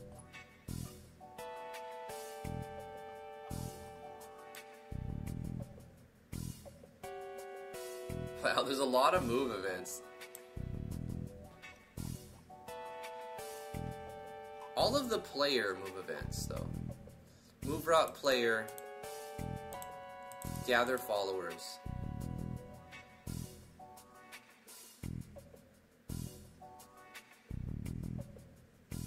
It's not on here? Okay, it's probably on here then.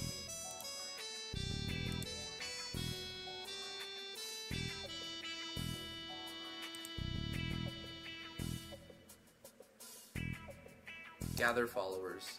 Okay, so we just need to put a gather followers on the player's move events.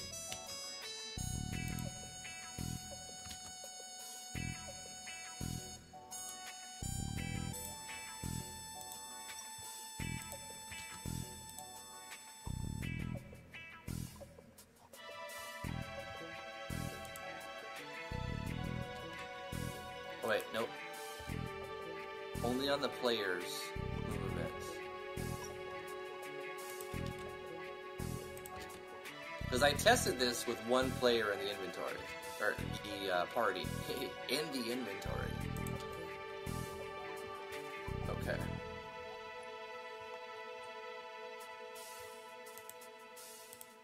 So what I want to do is quickly test this one event. Let's set the player's starting position right here.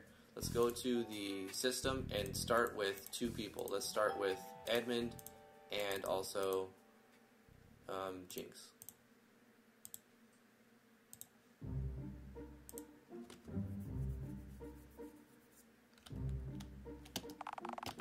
Also, 2 things. Let's not start transparent, and let's have a auto run that happens with an erase event real quick. And this is just going to give the player some lumber so that I can actually have him go through his cycle. Wooden logs. Let's just give the player 10 wooden logs and 1,000 coins. Oh, we start with 1,000 coins. That's fine.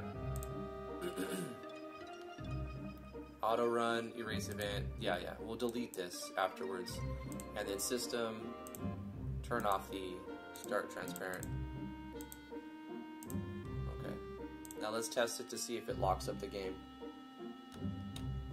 Hey, Charles and Nico. Don't worry about it. We're just fixing a lot of systems, doing a lot of beta testing, playing the game as if we were the player, and then finding bugs and stopping the playthrough when we find bugs and fixing them before we forget about them. Process the lumber. Dupe to dupe. Sounds good.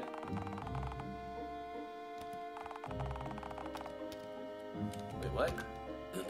Oh yeah, we actually don't start with 1,000 unless we go through the initialization event, which we didn't do. So we'll just give the player 1,000 right here. So we should have 4 different move events, each one depending on where we're at. So like we talk from here, it'll be a move event.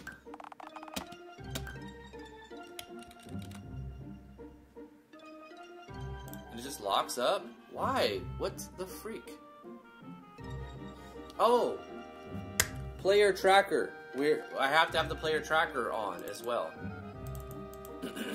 In order for this to work, I'm using the player tracker comment event, which tracks the player's X, Y, map ID, and region ID at all points. And I reference that to tell the game where the player is currently at, and they make conditions based on those conditions, those variables. So I need to just turn on a switch here as well that says, hey, activate the tracker. This all happens and activates when you go through the initialization, like when you start where you're supposed to start. But otherwise you need to do it manually like this. So now it should work fine.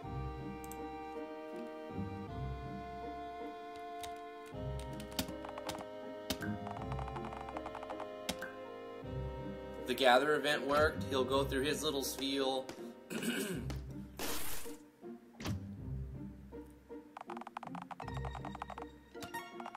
Got 50 cut lumber from 10 of them. Okay, cool. So let's restart this and let's test from, like say, we talk to him from here. Okay, it gathers and that works. We know that's going to work. Okay, I'm just going to let it just to double check for sure. Doop. The game does not lock up. Okay, let's test all 4 directions. Let's test from this direction. Did we already test this one?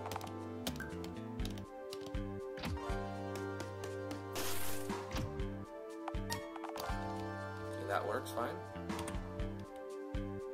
And then what about from here?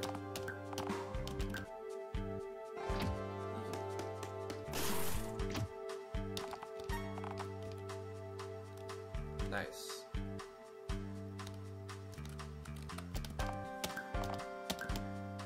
So as long as the gather works, your NPCs, your players, your characters won't be in the way of Wasif's move event, and then it won't lock up the whole event. Okay, so that's fixed that. Okay, cool. Let's go back to the system. Change this to the starting placeholder, start transparent, back to where we were, and we'll set our starting position back on our opening scene right here. Guys, this is going to be where I end my live stream for today. Thank you so much for coming. I really appreciate it. Everybody, we got a lot more Twitch activity. I better accept these follows. Accept. Thank you, Rainbow Kappa MC, for the follow and the host. Appreciate that. If you like what I do, please subscribe to my YouTube channel. Follow me on Twitch. You can follow me on twitter.com/driftwoodgaming. I have a website, driftwoodgaming.com/games, where you can download my games. Yeah, thank you guys so much. Come hang out in the Discord. The link is in the description below and under the video on Twitch. Maybe a small mail system would help you. You can use that for things like this. Maybe you can they can send you store flyers and let the player know how to look up. Yeah, that's an idea. I try to minimize the show text as much as possible because that seems to be a big detractor for a lot of my playthroughs when I'm just bombarded with too many show texts.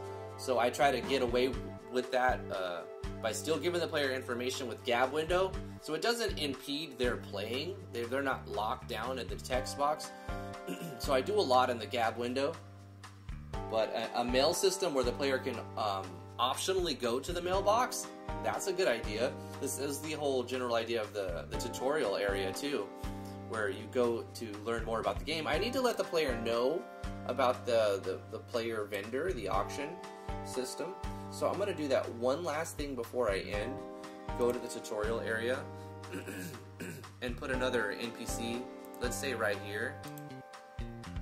Let's select another NPC. In fact, let's make an NPC real quick. Who wants to be this NPC? The Unknown 007, how are you doing? Rainbow Kappa MC, when you stumble across the guy who taught you tons of stuff on RPG Maker MV. How you doing, Rainbow Kappa? Quick question, says Micah. How did you calculate the formulas for these base parameters before creating your classes? What base parameters? You mean like the stats? With great care. You bet, Skepsis. Take care, man. Me! My NPC, says Chars and Nico. But aren't you already in it? I think you're already an NPC, Chars and Nico. Didn't I put you somewhere? Erwin. Doc Weeze. Okay, Chars and Nico, you volunteered. Did I already make your NPC? Is that why it sounds so familiar? Like, I might have already made you and haven't put you in the game yet. That could be what's going on. No, obviously you're not in the game because I would have your NPC here, right? It's your turn. Alright, this is Chars and Nico. Alright, give me some idea of what you want your character to look like. What is your avatar? I can't see. It's like a Pokemon. Is it female? Are we going male, female? What hair color? What eye color? Stats for the character classes. Give me some ideas, Chars and Nico, for how you want to look, and then I will make it in this editor, the character generator, and then I will go to Photoshop and stretch it so that it fits the aspect ratio of 48 by 72 instead of 48 by 48.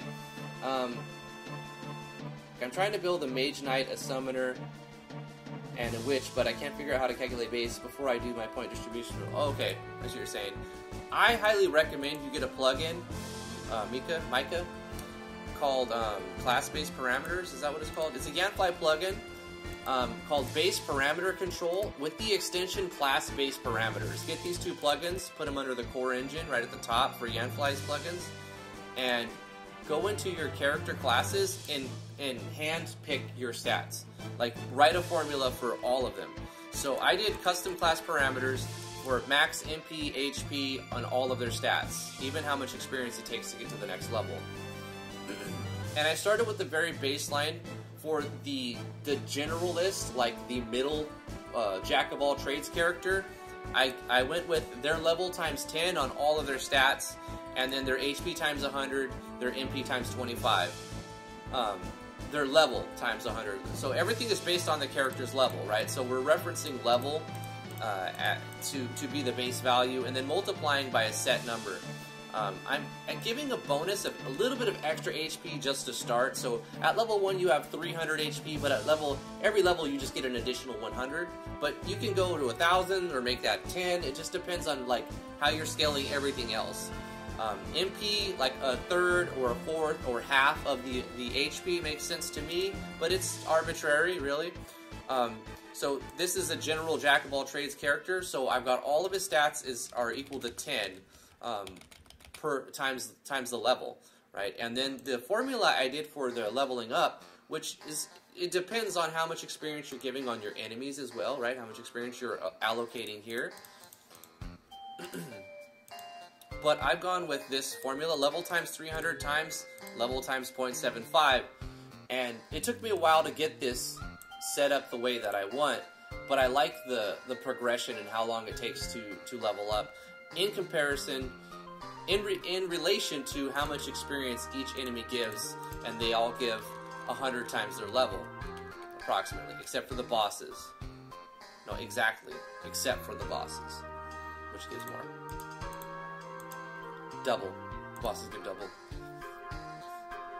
So yeah, get those two plugins and start messing around with some numbers and write your own formulas. Alright, Chars and Nico, what did you see? You haven't given me feedback. I need to know what your character is supposed to look like. I can create the sprite and send you tomorrow. No, I'll create it now. Randomize. You can send it to me tomorrow, but it's got to be 48 by 72. It's got to fit the same aspect ratio. So making a 48 by 48 is... It might work if you haven't changed your generator too much. My script in Photoshop will work fine. So let's go with Chars and Nico being what, female, and let's give you like a hat and like long brown hair and like a, I can't see eye color. We'll just whatever randomizes. Let's go with female.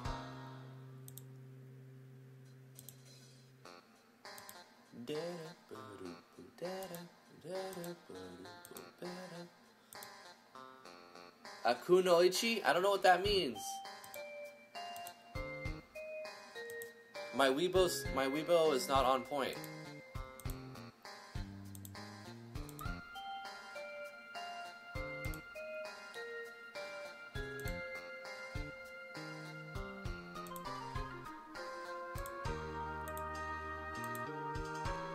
A female ninja. Okay, okay. That helps enough. We'll try to make this quick. Let's go with this. We'll change some stuff up, like the hairstyle. The back hair will be maybe longer. Like that.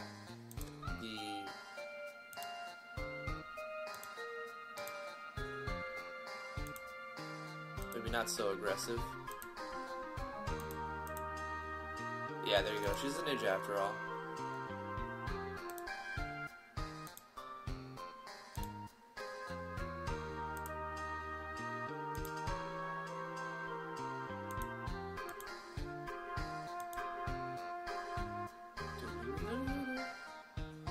What about this one? Cloak.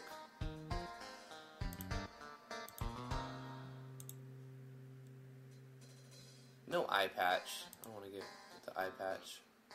We'll go with that though. And then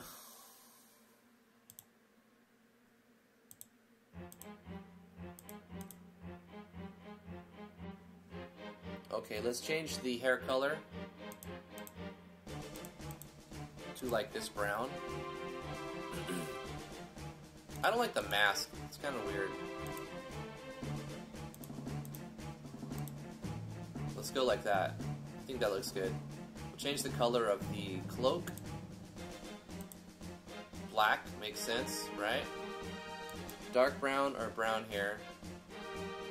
The clothing could also be like a shade of gray type of color, right? Different shades of similar color. There it is. I think we're looking good here. Okay, let's go to the hair color. Let's go with maybe a darker one. You want darker?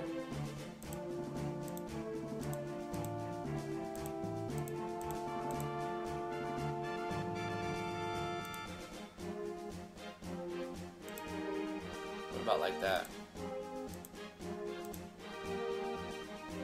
Okay, that's gonna be it. Is that you, Charles and Nico? I think you're looking good here. You're looking good. Face image. Export.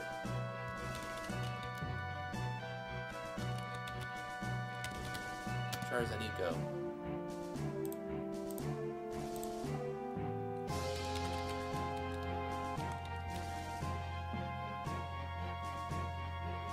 Oh, Zan. Chari Zanico.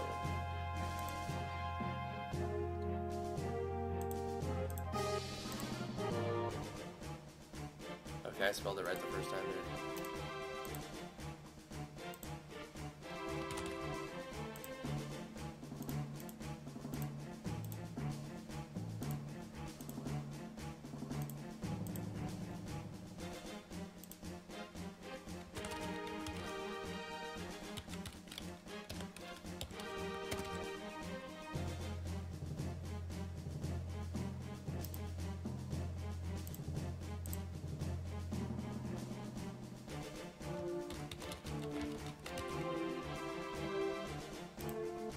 There we go. Now we're going to go to Photoshop. We're going to open up Charles and Nico, and then we're going to run the resizer script that I made. Bam! Now you're in the right aspect ratio. Now we'll put you in here. You'll be the right size.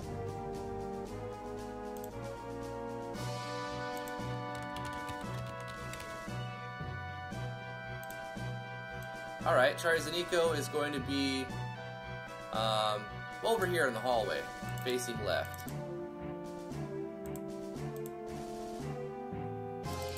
And face graphic, Charles and Nico. /POP0 for Galv's message styles, and we'll go /N Jari Zan Eco. That is a Yanfly command for message core plugin. So 2 plugins there, and we're gonna go with I think I chose window bottom.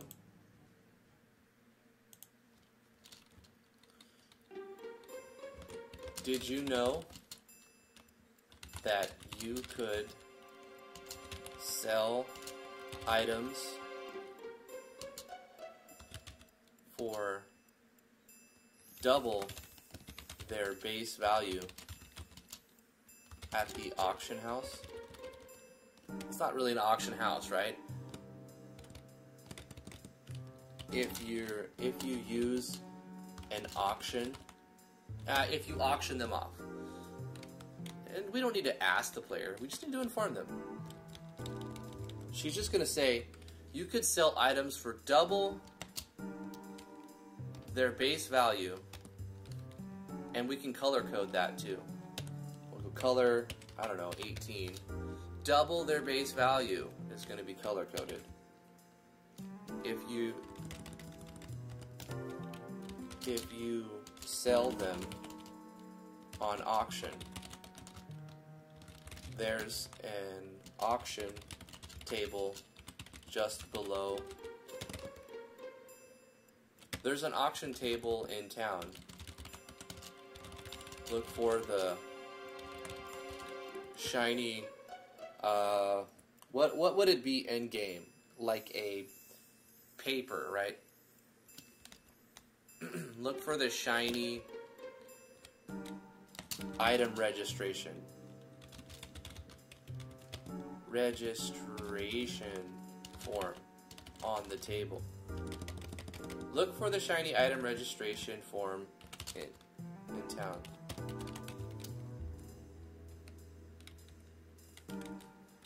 Look for the shiny item registration form on the auction table in town.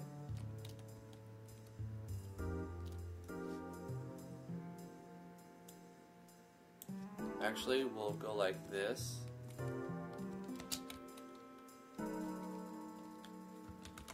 There's one in town.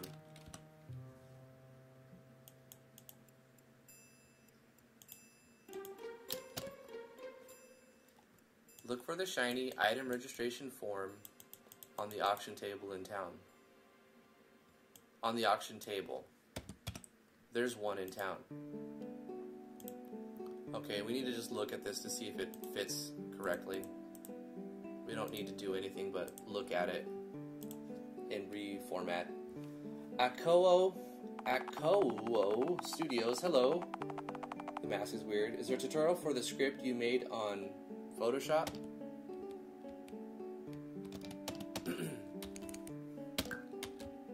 That's an auto run, okay. You could sell items for double their base value if you sell them on auction. So this is formatted very funky. We can put, if you sell them on auction, if you sell them, enter on auction.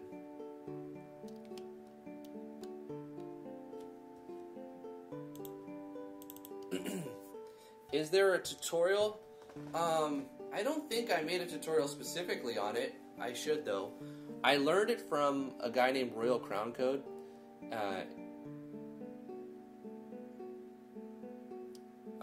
Basically, you can make a script for anything, like any process that you're going to repeat a lot. And since we're using a generator and it outputs this a similar looking format of art, you can just run that same code. I did it one layer at a time, one piece at a time, by stretching out this X value by 50%, then next row 50%, next row 50%, and then selecting the head and shrinking the head down to 75% on each one of them, and then it just saves it.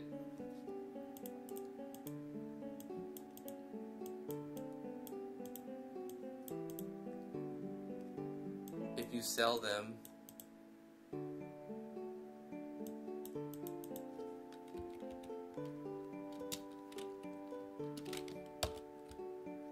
if you to sell them on auction, just look for the shiny item registration form on the auction table. There's one in town. Actually, we can just truncate this. Just look for the shiny item registration form on the auction table in town. Simple enough, right? Okay, let's save this format and close the game and save and look at it again. It's going to auto-run the teddy bear event, but that's fine.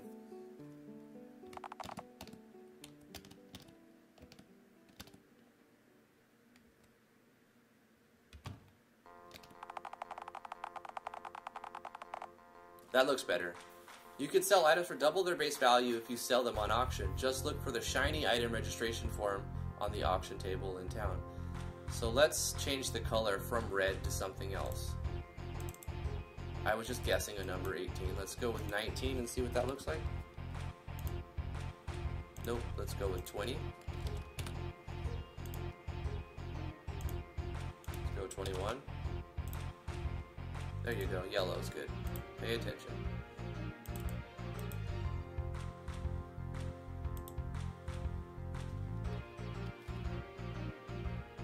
And then we can color code this to be 21. Shiny item registration, and then we'll color code this in town. So it'll look like that. Double, you'll like highlight key information for the player.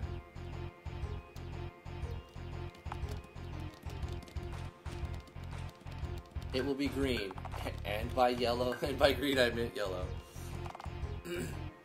You can sell items for double their base value if you sell them on auction. Just look for the shiny item registration form in the auction town.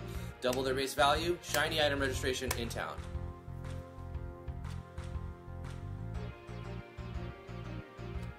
Good enough. That's a good little tipper, and we'll add more as needed. Guys, I gotta go. I know I said that like 10 minutes ago, or 20 minutes ago. I really do. Thank you guys so much for coming. I really appreciate it. I love you very much. Support me on patreon.com/driftwoodgaming if you like to support what I do.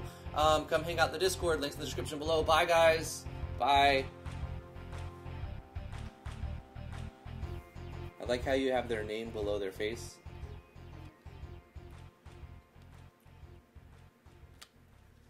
See you guys tomorrow, 10 a.m. noon to Eastern Standard Time.